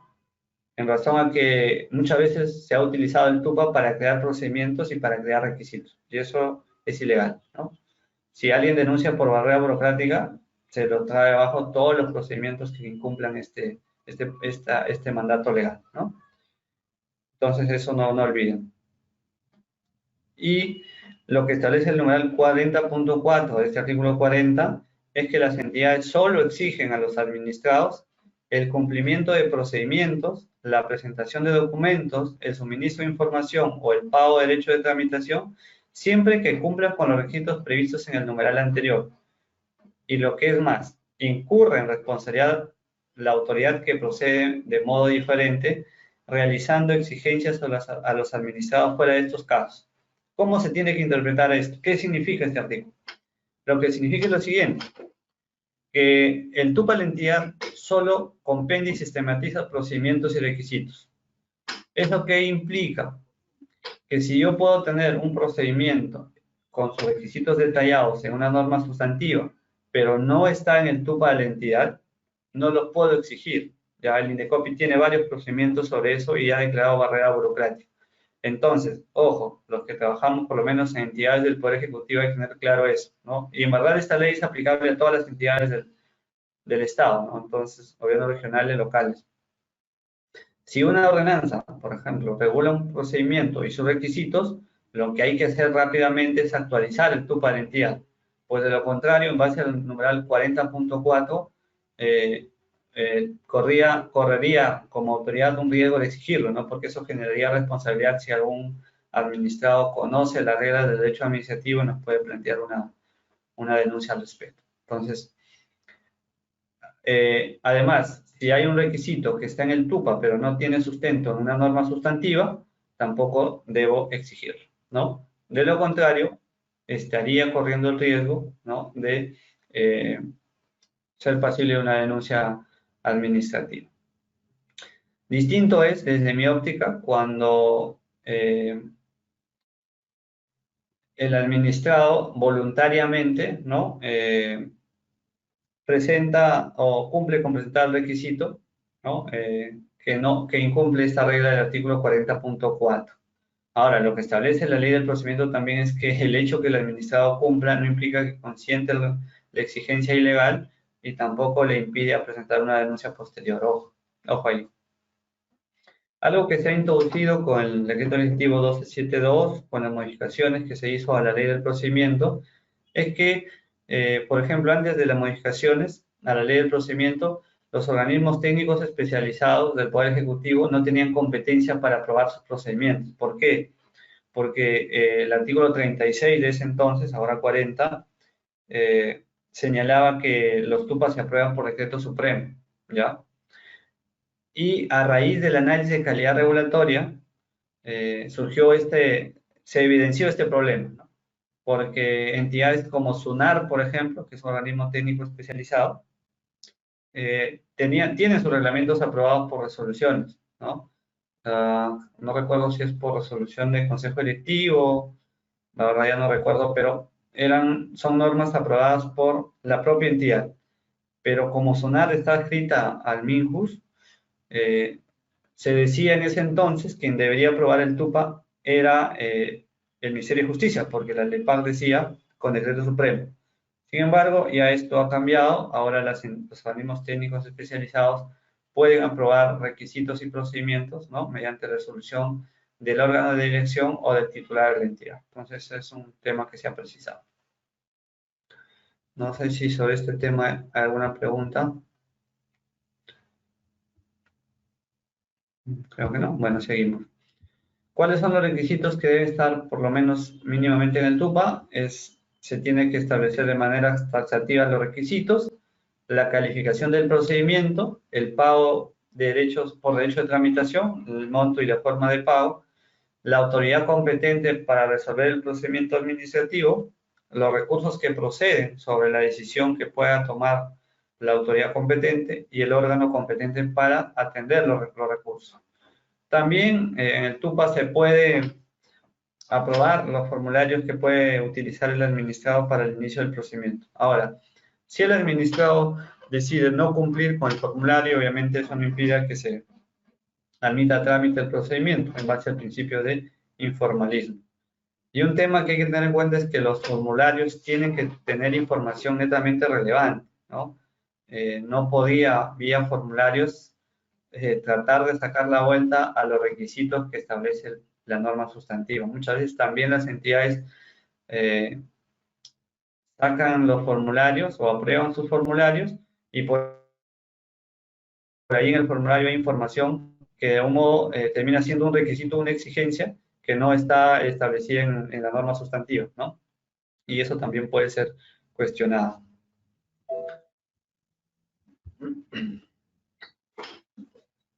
Y aquí lo que hablábamos, ¿no?, que el TUPA se aprueba por decreto supremo, sobre todo en los ministerios, por ordenanza regional, por ordenanza municipal, y lo que se ha agregado con las modificaciones que se hizo a la ley del procedimiento es que el TUPA se puede aprobar por resolución del titular del organismo constitucionalmente autónomo según el nivel de gobierno respectivo, ¿no?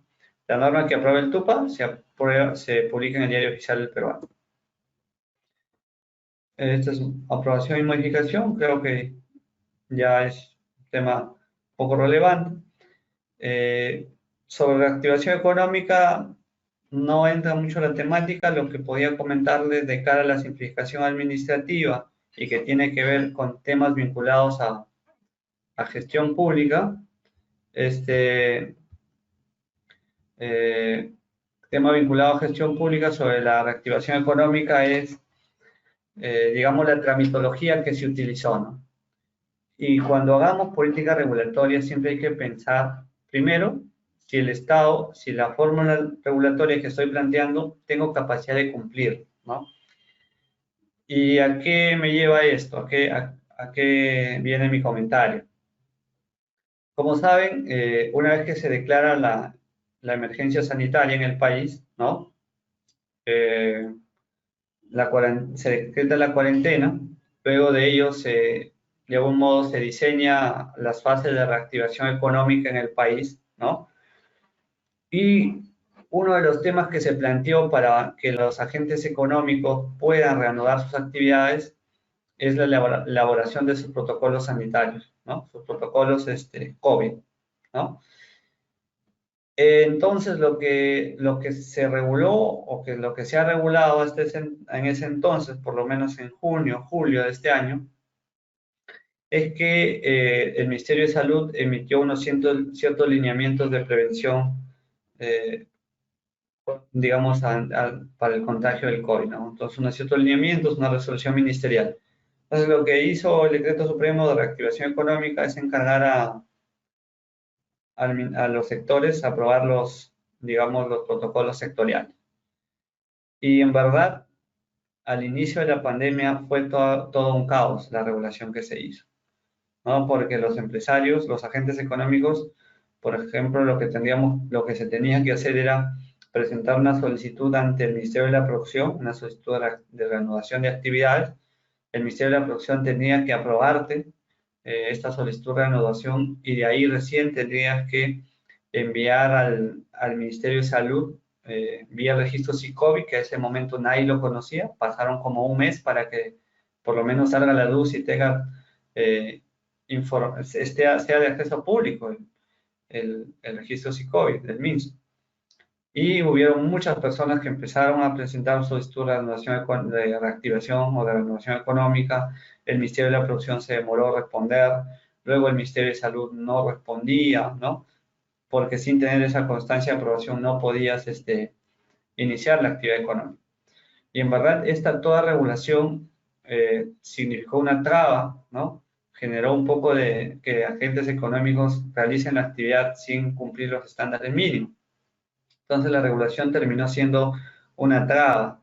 Luego, después, obviamente, el Ejecutivo se dio cuenta y ya simplificó el trámite de la reactivación económica, de la segunda fase, sobre todo la segunda y la tercera fase, y ya no era necesario presentar la solicitud de reactivación ante el Ministerio de la Producción, sino que los agentes económicos, ¿no? Personas naturales o jurídicas, ¿no? Y actividades económicas, solo presentaban su solicitud ante el MINSA y ya no necesitabas una constancia de aprobación, sino que simplemente enviara un correo electrónico. Y esto obviamente debió ser así desde un inicio, porque en verdad el Ministerio de Salud no estaba en capacidad de evaluar los planes, los protocolos que elaboraban los miles de ciudadanos peruanos y empresarios peruanos que pretendían reanudar sus actividades, ¿no? Ser impensable. Entonces, y así hubo una serie de regulación que terminaron de un modo haciendo lenta la reactivación económica, ¿no? Porque ya el país no soportaba más una cuarentena más, prolongada. Necesitábamos empezar a producir, ¿no? Obviamente, sin descuidar los aspectos de prevención. Pero fíjense cómo desde el lado de la política regulatoria impacta en la actividad económica, impacta en la aprobación de la gestión pública que se haga, ¿no? Y cuando no se dimensiona los aspectos que estoy regulando. Pero lo importante es cuando uno plantea política regulatoria, tiene que sopesar y poner sobre la mesa la posibilidad de que la entidad pueda verificar o supervisar las reglas de juego que está implantando. Y en verdad el Ministerio de Salud estaba materialmente imposible, le era imposible, ¿no es cierto? O no tenía la capacidad logística o de recursos humanos de personal para evaluar todos los protocolos de prevención, ¿no? Y desde un principio yo he sido un poco reacio a que cada agente económico tenga que elaborar su protocolo, ¿no? ¿Por qué? Porque si ustedes analizan toda la regulación que se ha hecho sobre el tema de la reactivación económica, ya las entidades, sobre todo los sectores, antes del inicio de cada actividad económica ya tienen aprobado un plan de prevención en la actividad, un protocolo vinculado a la actividad. Lo que se tuvo que hacer, lo que debió hacer por lo menos el Poder Ejecutivo desde mi óptica, es simplemente obligar que los agentes económicos cumplan dentro de la actividad los protocolos de prevención que aprobó el sector. En tema, cada sector ha aprobado sus protocolos y en verdad, por un tema de simplificación administrativa y porque ahí están claros los lineamientos que se tienen que seguir. No hay muchas reglas que inventar. En el tema de la prevención del COVID es distanciamiento, lavado de manos, uso de mascarillas, ¿no es cierto? Desinfectantes, distanciamiento en los locales, sobre todo en los restaurantes, por ejemplo. Y más que el papel, ¿no es cierto? Más que el papel, lo que interesa es la fiscalización en este caso. Y una fiscalización obviamente razonable y que tenga en cuenta la realidad de cada agente económico, ¿no? Y que se cumplan mínimamente los cánones establecidos de la prevención. Entonces creo que el tema del protocolo ha significado una carga innecesaria porque en verdad nadie lo revisa, nadie lo supervisa, ¿no? Lo que hace el supervisor o el fiscalizador municipal, sobre todo, es verificar el distanciamiento, que tengas los avisos en la zona de entrada, ¿no? En los baños haya bastante información sobre el lavado de manos, el uso de mascarilla.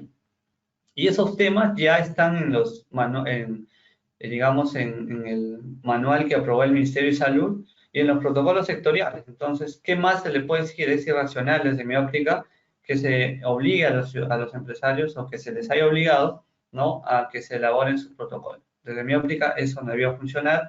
De hecho, luego en la fase 3 también se dieron cuenta que para las personas naturales era innecesario que tenga su protocolo, porque si alguien es un gasfitero, por ejemplo, ¿no?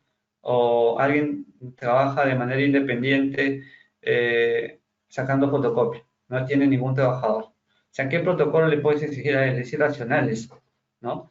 Y eso menos mal se dio cuenta el Ejecutivo y dijo, un momentito, para las personas naturales no es exigible, y eso se lo se planteó ya en la fase 3, no es exigible el protocolo de prevención ante el COVID, ¿no? Y claro, de hecho el decreto supremo decía persona natural y luego el Ministerio de la Producción con un tuit y un comunicado dijo solo personas naturales y no personas con negocio. En verdad el decreto supremo no hacía esa distinción, pero en un comunicado se intentó aclarar ello, ¿no? Pero son los vaivenes de la regulación. Entonces, esto es lo que quería comentarles básicamente sobre la activación económica. Ahora vamos a hablar de temas vinculados a la policía estatal. ¿Okay? Hasta aquí, sobre los temas que hemos hablado, no sé si alguien si alguien ha hecho una pregunta, por favor me permiten verificar.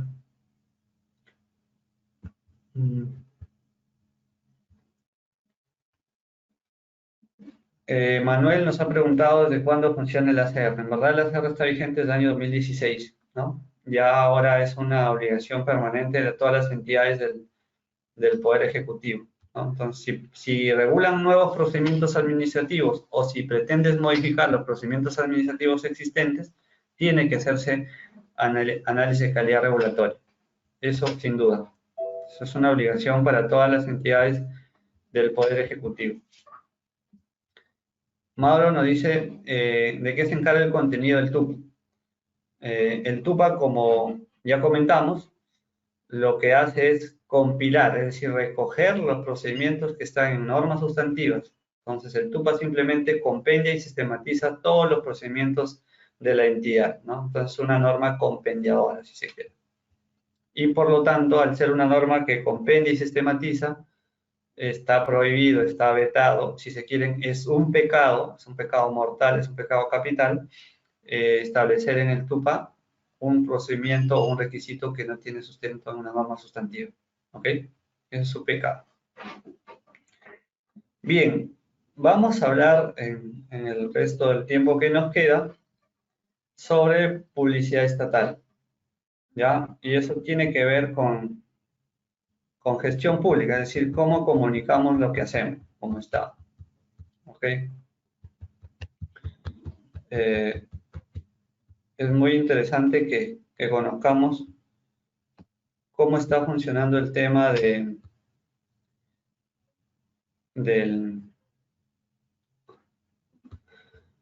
de la publicidad en el país y cómo ha habido el enfrentamiento también entre el poder legislativo y el poder ejecutivo, ¿no? En políticas públicas, en gestión pública, se hace un ejemplo claro, ¿no? Se dice la gallina cacarea el huevo, ¿no? O sea, una vez que pone un huevo, una gallina cacarea, ¿no es cierto? Entonces, con ese ejemplo podemos decir, es válido, es necesario, es relevante, es importante que en el Estado se haga eso. Entonces vamos a discutir en los siguientes minutos. Bien. Y cuando hablamos de publicidad estatal, es bueno de algún modo diferenciar dos cosas, ¿no? Que no confundamos la publicidad estatal con la transparencia en la gestión pública, el gobierno abierto. Hemos dicho que parte de la política de modernización de la gestión pública es tener un gobierno abierto, es decir, un gobierno de puertas abiertas, si se quiere, de tal manera que la información esté disponible de manera permanente y actualizada para que los ciudadanos se tomen convicción y estén informados sobre todo en qué se gastan los recursos públicos, en qué se invierten los recursos públicos y a qué temas se está dirigiendo los recursos públicos. Entonces, la transparencia en la gestión pública ayuda mucho al escrutinio, ¿no? De tal manera que los ciudadanos nos hacemos una convicción de cómo se está manejando la hacienda pública.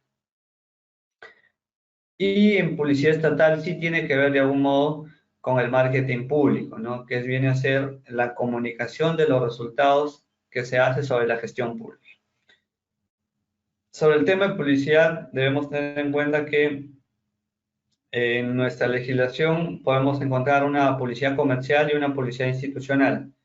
La publicidad comercial es la que llevan a cabo los agentes económicos, es decir, los empresarios en general, ¿no? Y básicamente lo que se busca con la publicidad comercial es que los agentes económicos, perdón, los consumidores se informen sobre la existencia de los bienes y servicios y a partir de ello puedan tomar una decisión de consumo, ¿no?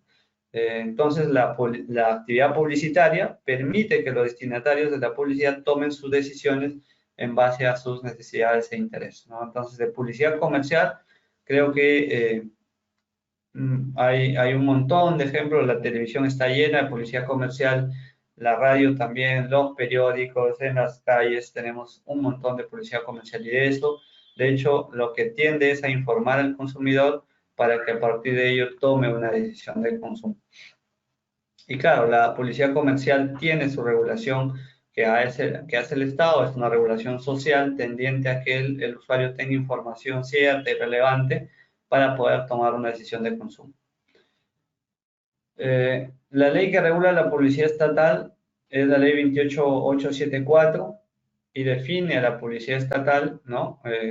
O a la publicidad institucional, aquella que tiene por finalidad promover conducta de relevancia social, tales como el ahorro de energía eléctrica, la preservación del medio ambiente, el pago de impuestos, entre otros, así como la difusión de la ejecución de planes y programas a cargo de las entidades y dependencias del poder del Estado, ¿no?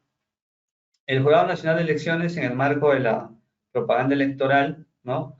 Define a la publicidad estatal como la información que las entidades públicas difunden con fondos y recursos públicos destinada a divulgar la programación, el inicio o la consecución de sus actividades, obras públicas, cuyo objeto sea posicionarlas frente a los ciudadanos que perciben los bienes que estos prestan, ¿no? En verdad, publicidad estatal es un concepto muy amplio y lo que se busca con la regulación de la publicidad estatal es controlar el gasto público, ¿no? Eso es inevitable.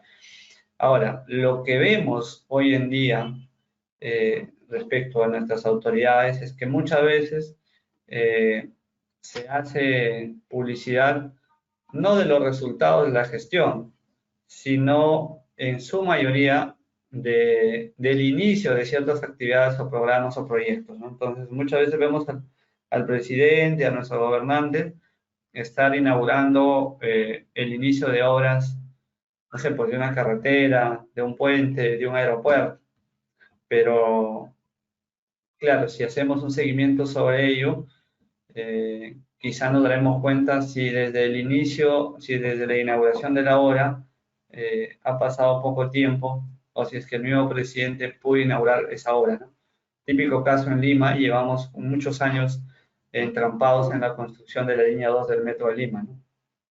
Tenemos muchas deficiencias de planificación, recursos hay, de eso no hay duda. Entonces, el gran problema vinculado a la ejecución de obras públicas es la falta de planificación, también el poco poder que a veces se tiene de cara al concesionario que viene ejecutando la obra pública, ¿no?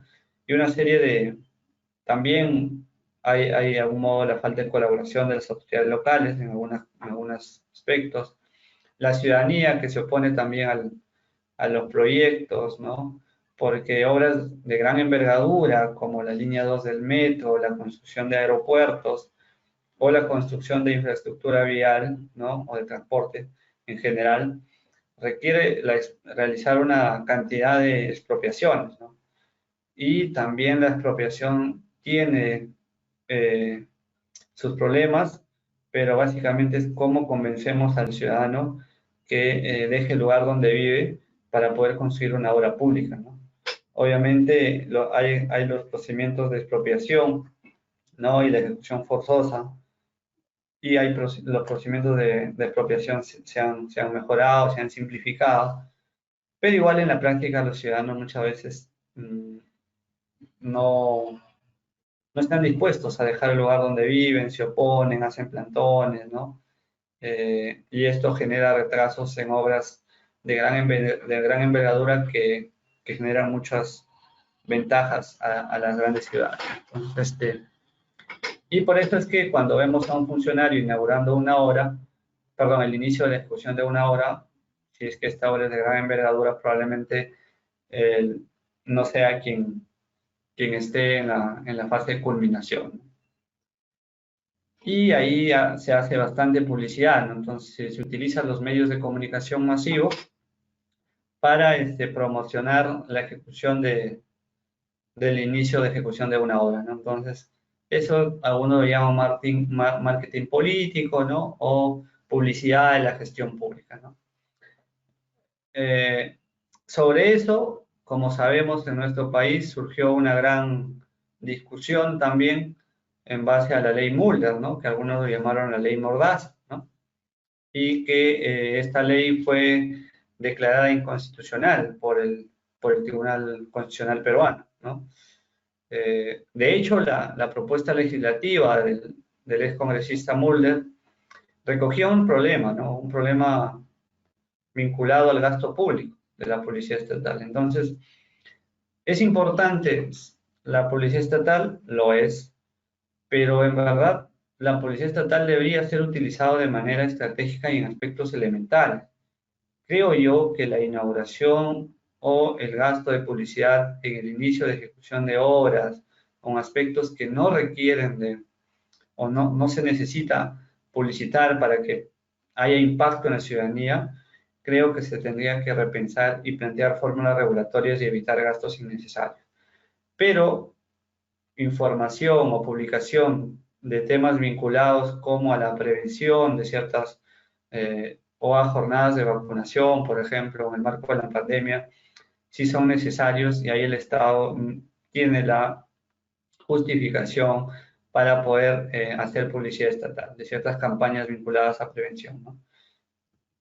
Y la policía estatal, podemos decir, es diferente de la policía comercial por la finalidad perseguida, ¿no? Entonces, la policía comercial tiene una finalidad que en última instancia está vinculada a la captación de usuarios o consumidores, en contraste que la policía estatal e institucional tiene por finalidad promover e informar respecto de conductas de relevancia para la sociedad. Y esto es muy importante tenerlo en cuenta, ¿no? O sea, como gestores públicos deberemos publicitar y hacer gastos en publicidad estatal, ¿no? O gastos en la publicidad de la gestión que estamos haciendo, la gestión pública que venimos haciendo, solo de aquellos aspectos que consideramos que sin esa publicación, si es que no publicamos o no informamos masivamente una determinada actividad, no se cumplan los objetivos. Pero sería discutible si es que hago publicidad de la inauguración de la construcción de una posta médica, por ejemplo. No lo veo necesario, ¿no? Sí sería necesario si es que estamos ante un supuesto en la cual la población se pueda oponer, ¿no?, al inicio de la ejecución de una obra, por ejemplo. Si el Estado considera que esa obra es de gran importancia para el país, pero hay cierto sector de la población que se opone, creo que sí es válido, ¿cierto?, informar a la ciudadanía respecto a la ejecución de una obra, del inicio de ejecución de una obra. Entonces, es muy importante que del lado de la gestión pública, en aras de no generar ingobernabilidad, inestabilidad o falta de legitimidad de la ciudadanía, es evaluar si efectivamente la información que quiero publicitar es importante para que los objetivos que quiero plantearme se lleguen a buen recaudo. Entonces, si voy a publicitar una información que no tiene ningún objetivo y que no es indispensable para que no genere impacto en la ciudadanía, habría que repensarlo, ¿no? Ahora, desde el lado de sobre el tema de la publicidad estatal, hay, digamos, defensores y detractores, como todo, ¿no?, en todo aspecto en la vida. Por ejemplo, el profesor de la Universidad de San, el profesor Miguel Antesana, señala que es tan inútil la publicidad en el sector público como cuando una persona consume un producto atraído por la publicidad que la indujo a hacerlo, y luego se decepciona a él, pues no satisfizo sus expectativas. Luego agrega el profesor, un gobierno ha contratado un gobierno ha sido contratado, es decir, elegido, para gerenciar la administración pública, para tener resultados, ¿no? La gestión pública por resultados, que me queda claro que ustedes ya conocen, ¿no?, de las clases que hemos hecho, que es gestión pública por resultados. Entonces, es contratado, es elegido para hacer gestión pública por resultados, no para reventar fuegos artificiales cada vez que lo haga. Los desaciertos gubernamentales no se remedian en redes sociales y mucho menos con publicidad. Entonces, acá hay una posición en la cual está en contra de la publicidad, digamos, del marketing político. Yo adopto una posición intermedia en la cual considero que debe haber publicidad estatal en aquellos aspectos en los cuales, sin la publicidad de la acción del Estado, podíamos poner en riesgo o no se podían cumplir los objetivos institucionales, ¿no? Hay otra vertiente que señala que el marketing público bien ejecutado se convierte en una herramienta necesaria para optimizar los recursos públicos y mejorar la efectividad de los servicios que se presentan a los ciudadanos. Yo creo que sí es correcto ello, pero hay que tener una mirada ecléctica, ¿no? O sea, hay que ver, insisto, si es que la información que voy a publicitar y por la cual voy a gastar recursos públicos es necesariamente relevante para conseguir objetivos institucionales. Y se dice que hay que entenderlo como un gasto, la publicidad de la gestión pública es no reconocer sus principios. Y se señala que es perfectamente aplicable a las empresas públicas. Y, por ejemplo, el economista estadounidense Philip señala que es la mejor forma para conseguir la rentabilidad social, es decir, la mejora del nivel de satisfacción del usuario. Entonces, hay posiciones a favor y en contra respecto de la publicidad estatal. ¿Ok?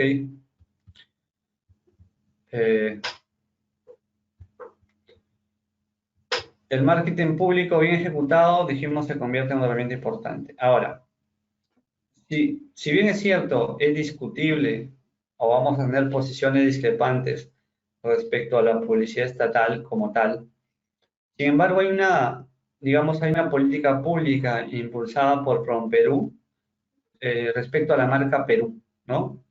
Esta marca Perú me parece es una medida interesante que se empieza a gestar estrategias de marketing de Estado, ¿no es cierto?, de afianzar la identidad nacional, y creo que es una herramienta muy importante de cara a que el país tenga reconocimiento internacional. Entonces, la marca Perú es una herramienta que busca impulsar el turismo y las exportaciones, ¿no? Para atraer inversiones, permite con eficacia la propuesta de valor de nuestro Perú, ¿no? La marca Perú viene a ser una medida muy interesante que se hizo desde el Estado y que ha implicado una serie de beneficios para el país. Entonces, no sé si se me va a cargar, entonces yo quería que veamos este video de la marca Perú.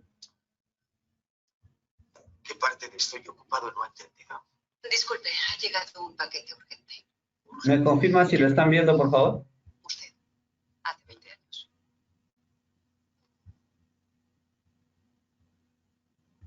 Gracias.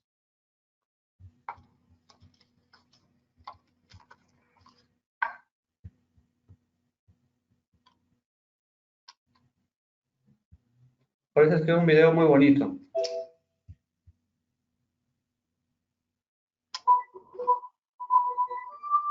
Sobre la marca Perú.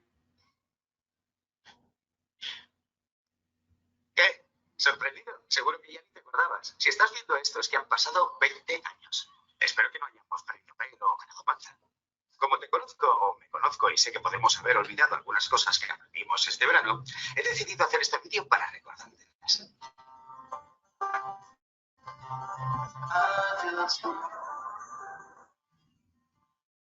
Recuerda que hubo un tiempo en el que fuimos viajeros, no turistas, en el que nos guiábamos por la curiosidad y no necesitábamos reserva para pasar una noche.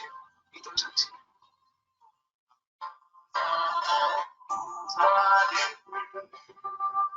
Si eres feliz, apaga este vídeo. Veo que sigues ahí. El futuro. ¿Nos casamos con ella? ¿Y me quitas que pendiente? En fin, después de todo, ella estoy al fin. Pero recuerda que siempre teníamos tiempo para hacer algo más.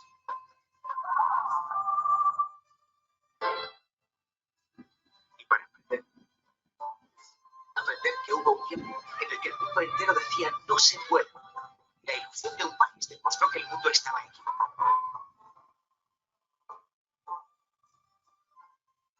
Y sobre todo recuerda que la vida es una sucesión de momentos y que depende de ti cómo los vivas.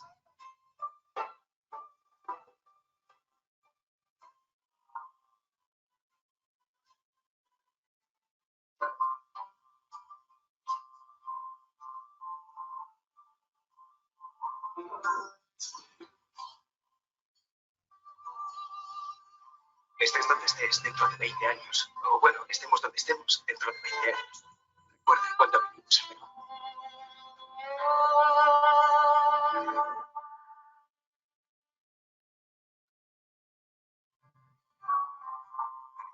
Qué bueno está, de verdad. ¿Has estado alguna vez en Perú? Lo que sea que necesites, hoy está en Perú.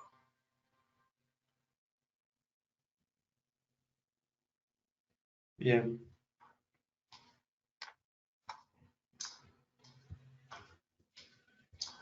Creo que el video sigue, pero ¿Qué parte de estoy ocupado no ha entendido? voy a cerrarlo. Ok.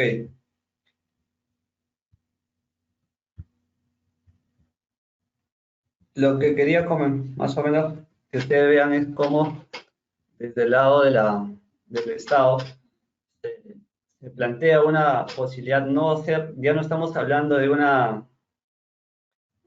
Entiendo que sí lo vieron, ¿no? Sí lo vieron. Bien.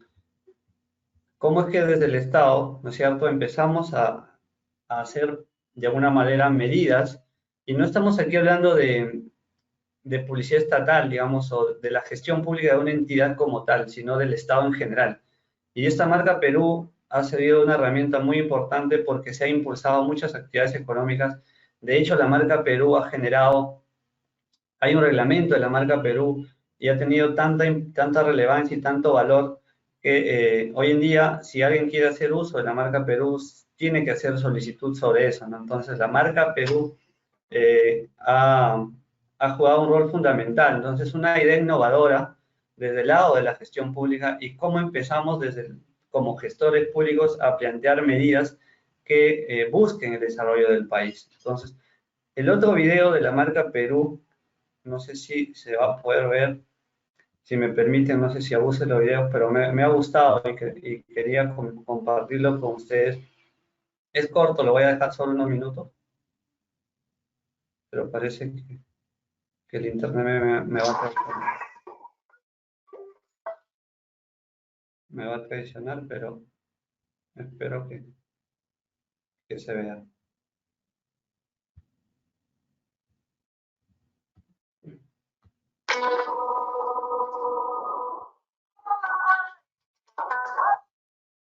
Perdón. Bien, creo que se ha perdido un poco, pero voy a intentarlo, ¿ya? Para que no sea aburrido el monólogo. Este video es mucho más interesante.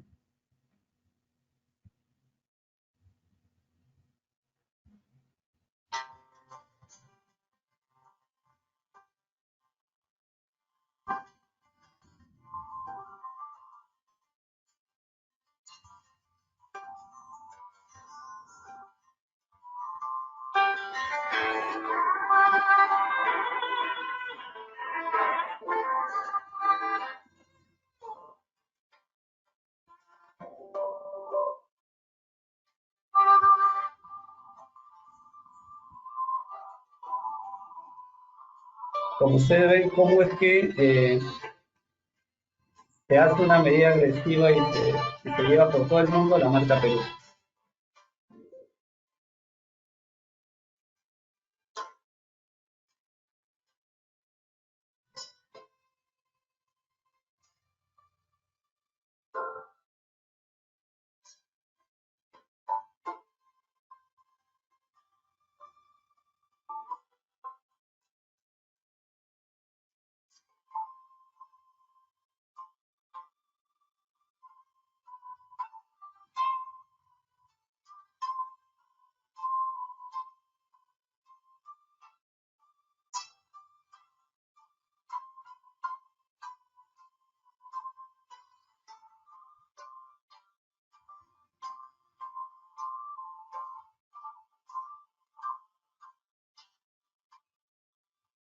Bien, básicamente lo que quería que puedan notar con ese video es que la marca Perú es una idea innovadora, ¿no? Porque se piensa, ya no estamos ante una gestión pública tradicional en la cual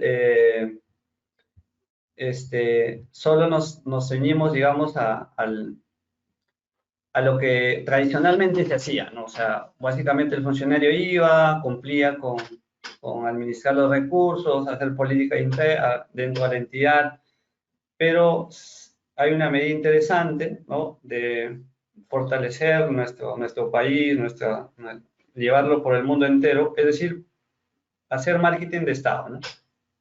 Y la marca Perú me parece una bonita, una bonita salida, una idea muy importante de cara al país. Y claro, del lado de la marca Perú viene un tema también que entró a discusión, ¿no es cierto?, a raíz de la canción de Carlos Vives, ¿no? Entonces, el Perú había hecho un contrato con la compañía internacional Sony, ¿no? Para que mediante videos se promocione el Perú, ¿no? Y se discutió mucho, de hecho este contrato, entiendo, se resolvió y ya no se empezó a promocionar el Perú con canciones, ¿no? Entonces, Carlos Vives hizo una canción como el video Mañana, ¿no? De Perú, y este video fue muy criticado. De hecho, lo que se había contratado con Sony era cerca de 1 millón de soles, de dólares, no recuerdo, pero se criticó esta campaña que había iniciado también PROM Perú y se tuvo que dejar de lado, ¿no? Entonces, bueno, ustedes pueden ver ahí, el video también está disponible en YouTube, y quienes defendían esta alternativa de promoción del país, sobre todo de Lima, era que la idea es que quienes vean el video, ¿no? Tengan digamos, el interés de visitar nuestro país, ¿no? Entonces, se decía que el primer año este video podía ser visto por 350 millones de personas, lo que significaría 28.000 turistas que vienen al país solo por ese video, y si cada uno invierte cerca de $600, significaría un impacto económico sobre nuestra industria de prácticamente 16 millones de dólares, ¿no? Entonces, esos son los números que hacen los economistas sobre ciertas variables, ¿no? Sin embargo, esto, de algún modo, en el país, en verdad la medida tiene una buena idea, ¿no? O sea, no hay una mala intención del lado del gestor público, ¿no? Sin embargo, ya eso no se hizo ruido en el país y esto obviamente no contribuyó a que la política que estaba planteando la medida de promoción del país de algún modo se vea afectado por las críticas, ¿no?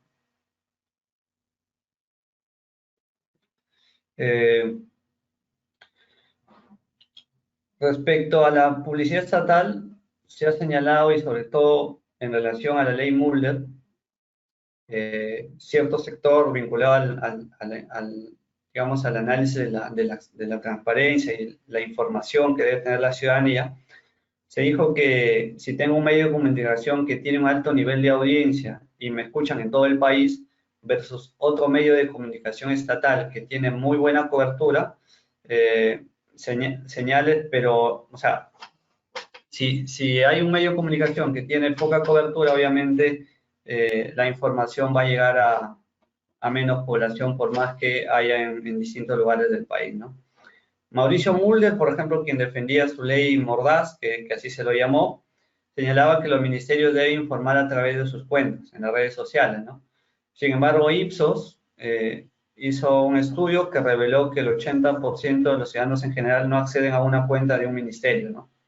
De los todos aquí presentes, yo les preguntaría cuántos revisan las páginas web de sus entidades. No sé si lo hacen permanentemente, además, no sé si ustedes hacen la consulta amigable para ver cuánto va gastando sus autoridades durante el año, ¿no? Entonces, ver cuán eficientes son el gasto público. No lo hacemos. Y además hay partes del país en que no hay internet, entonces se está afectando con la ley Mulder a un grupo de la población a no tener acceso a la información. ¿Qué es lo que planteó la ley Mulder, ¿no? Y que fue declarada inconstitucional? Lo que establece la ley que regula el gasto de publicidad del Estado peruano, o lo que establecía, porque esta ley, al ser declarada inconstitucional, se entiende derogada, es que a partir de la entrada en vigencia de esa ley, todas las entidades públicas, incluidas las de derecho privado, y las que estén en regímenes especiales, así como las empresas del Estado, los gobiernos locales y regionales, podrán publicitar sus tareas de gestión únicamente en los medios de comunicación del Estado a tarifa de costo, ¿no? Con esta ley se prohibía, digamos, hacer publicidad estatal en los medios privados. Y esta ley prohibía tanto a gobiernos locales y regionales. Y el gran problema de los gobiernos locales, por ejemplo, es que en algunas zonas del país no tienen acceso a Internet. Y a lo mucho que podrían publicitar, ni siquiera tienen una radio que sea municipal. Los que están aquí, los que hemos vivido en provincias, los que vivimos en provincias, sabemos que muchas veces en el gobierno local o provincial los avisos publicitarios se hacen por radio, ¿no? Y por ahí se hacen comunicados, avisos de campañas de salud. Con esta ley se prohibía prácticamente ese tipo de actividades. Entonces, los gobiernos locales iban a estar imposibilitados de informar a la población de ciertas actividades, porque lo que establecía la ley es una prohibición de publicidad de todo tipo de tareas de gestión, o sea, abarcaba todo. No significaba, no estaba claro en la ley a qué se refiere tareas de gestión, pero se entendía todo tipo de actividad publicitaria. Y lo que también señaló esta ley es que dichas entidades públicas deberán igualmente suscribir cuentas en las principales aplicaciones de redes sociales, en especial aquellas que tengan mayor difusión y número de usuarios, y conseguir en ellas sus comunicados, avisos y demás temas de difusión social. Entonces obligaba a que las entidades tengan redes sociales. Sin embargo, la ley se olvidaba que hay muchas regiones del país que los ciudadanos no acceden a Internet. O si lo acceden, pero básicamente digamos, O sea, lo mucho tienen telefonía celular, pero y si hay internet no lo usan porque no tienen redes sociales. O sea, en provincia es impensado, por lo menos no a un alto porcentaje. Es decir, creo que en la zona rural de más del 90% de la gente no tiene Twitter o no tiene Facebook, no tiene alguna cuenta o una red social, ¿no? Entonces, ese es el problema que planteaba la ley 3793, que fue impulsada por el ex congresista Mauricio Mulder, ¿no? Y la ley establecía con claridad que queda prohibida toda publicidad en medios privados bajo responsabilidad. Y no se consideraba como tal el trabajo periodístico, tales como reportajes, entrevistas, conferencias de prensa y similares, las que se pueden desarrollar, señalaba la ley, sin que suponga el pago de alguno al medio de comunicación. Es más, esta ley estableció que su incumplimiento constituía delito de malversación, ¿no? El derecho penal aquí ya no era de última ratio, sino era un derecho penal de primera ratio, ¿no? Aquí lo que más o menos se planteó es que, como ustedes saben, el video de Carlos Vives busca publicitar, digamos, el país, digamos, las cosas de la cultura peruana, gastronomía, ¿no? El teatro Mali, por ejemplo, ¿no? Con la canción de Carlos Vives, ¿no? Y ahí la imagen más o menos lo ilustra todo, ¿no? Entonces dice mañana, y aparece Mauricio Mulder, ¿no? Se lo voy a denunciar por malversación, ¿no? Haciendo alusión a su ley, ¿no? Ahora, esta ley conceptualmente prohíbe la publicidad de cualquier medio de comunicación privado, ¿no? Sin embargo, esta ley no toma en cuenta la realidad o la cobertura de los medios de comunicación en el país. Por ejemplo, la televisión nacional, de todo el porcentaje de teleaudiencia, solo representa el 0.34, ¿no? Y los que tienen mayor, digamos, sintonía, ¿no? O aceptación por parte de la población es los canales de América, Latina, TV y Panamericana, ¿no? TV Perú todavía está más abajo. Entonces, con esta ley, de algún modo se estaba prohibiendo la posibilidad de que cierta población tenga acceso a la información que el Estado necesitaba comunicar. Sin duda, de hecho, el proyecto de ley tenía una buena intención, porque lo que es cierto es que el Estado estaba gastando mucho dinero en publicidad estatal, ¿no? Y eso es de algún modo lo acertado digamos, la problemática que recoge el proyecto de ley sí es real, es latente, pero la medida regulatoria que se planteó terminó afectando seriamente el derecho de acceso a la información, y por eso es que el Tribunal Constitucional lo declara inconstitucional esta norma. Este porcentaje digamos, de aceptación de la población de los medios de comunicación televisivo también es parecido en el tema de radio, ¿no? Y esta es una información de CPI, ¿no? Del año 2017. Por ejemplo, el RPP es el que tiene mayor, digamos, sintonía. Luego tienes la radio La Caribeña y por ahí Radio Nacional, ¿no? Pero está mucho más abajo que cualquier radio privada, ¿no? Por más que Radio Nacional y TV Perú tenga amplia cobertura, ojo, esto, tienen Radio Nacional y Televisión Nacional del Perú, llegan a los lugares más alejados del país. Sin embargo, la población muchas veces no consume los servicios que brinda estos medios de comunicación de propiedad del Estado, ¿no? Entonces, si tenemos en cuenta esa realidad, ¿no es cierto? Con la ley Mulder, de algún modo, la posibilidad de que la población se informe de las cosas que el gobierno necesita comunicar se veían afectados seriamente, ¿no? Por eso es que hay una afectación grave, según lo dijo el Tribunal Constitucional y en su oportunidad la Defensoría del Pueblo, es que se está afectando seriamente el derecho de acceso digamos, el derecho de información. ¿A quién perjudica más el proyecto de ley? ¿A quién perjudicaba? Primero, aquellos que no tienen acceso a los mismos niveles de información que la gente de las zonas urbanas, ¿no? Porque como la ley prohibía la comunicación vía, o la publicidad vía medios privados, hay lugares en que no hay internet, ¿no? Y la gente no iba a tener acceso a las redes sociales de las entidades, ¿no? Al propio Estado al tener que recurrir a las redes sociales para promover su gestión, ¿no?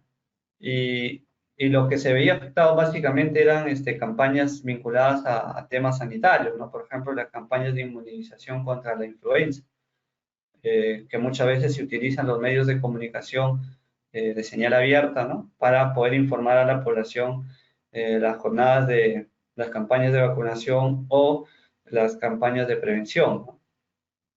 Sobre esto, la Defensoría del Pueblo planteó muchas críticas, ¿no? Y la Defensoría del Pueblo señaló que era una restricción a recibir la información de interés público, también planteó que era antidemocrática, y la Defensoría del Pueblo también se decía que era una censura indirecta a los medios de comunicación privados, ¿no? En verdad, antes de la ley Mulder ya existía y actualmente existe una ley que regula la publicidad estatal, es la ley 28874, y también quedó dudas respecto a cómo quedaría la vigencia de esta ley, porque no se decía si se deroga o no, ¿no? Y el tribunal en su sentencia lo ha aclarado, que en alguna parte la ley sigue vigente, ¿no? Porque recordemos que una sentencia de inconstitucionalidad que declara fundada la inconstitucionalidad de una ley, no es que la ley derogada revive porque la ley que derogatoria, digamos, es sacada del ordenamiento jurídico, ¿no? O sea, sabemos que conceptualmente si una norma A es derogada por una norma B, pero si la norma B es declarada inconstitucional, no es que la norma A recobre vigencia, eso no es posible. Entonces, básicamente son las críticas. Ya siendo las 10:04, voy a concluir. La próxima clase vamos a continuar sobre este tema, pero voy a comentar últimamente esto desde el lado de los medios de comunicación. Por ejemplo, Hernando Roca Rey publicó un artículo en El Comercio en el que se decía: ¿acaso pretendemos volver a los tiempos del manguaré? El manguaré es un instrumento ancestral en lo cual las comunidades, de ciertas comunidades, utilizan para realizar mensajes, ¿no? Es como un tambor y que suena y que permite hacer la comunicación. Entonces, claro, desde el lado del comercio, el grupo del comercio era uno de los más perjudicados con la norma y se fueron al extremo diciendo pues que estábamos volviendo a tiempos ancestrales, ¿no? Entonces, no sé si hasta aquí hay alguna pregunta. Vamos a terminar la clase el día de hoy. En la siguiente, o sea, mañana, vamos a analizar desde el punto de vista constitucional esta ley y comentaremos algunos aspectos vinculados a la provisión de servicios públicos, si es que el tiempo nos lo da, o haremos rápidamente algunos comentarios a la gestión pública y la provisión de servicios. Ahí hay unos informes interesantes de ese plan que espero poder comentarlo. Bien, no sé si hay alguna pregunta. Espero que les haya gustado la clase de hoy. Espero que el video les haya motivado a querer el Perú.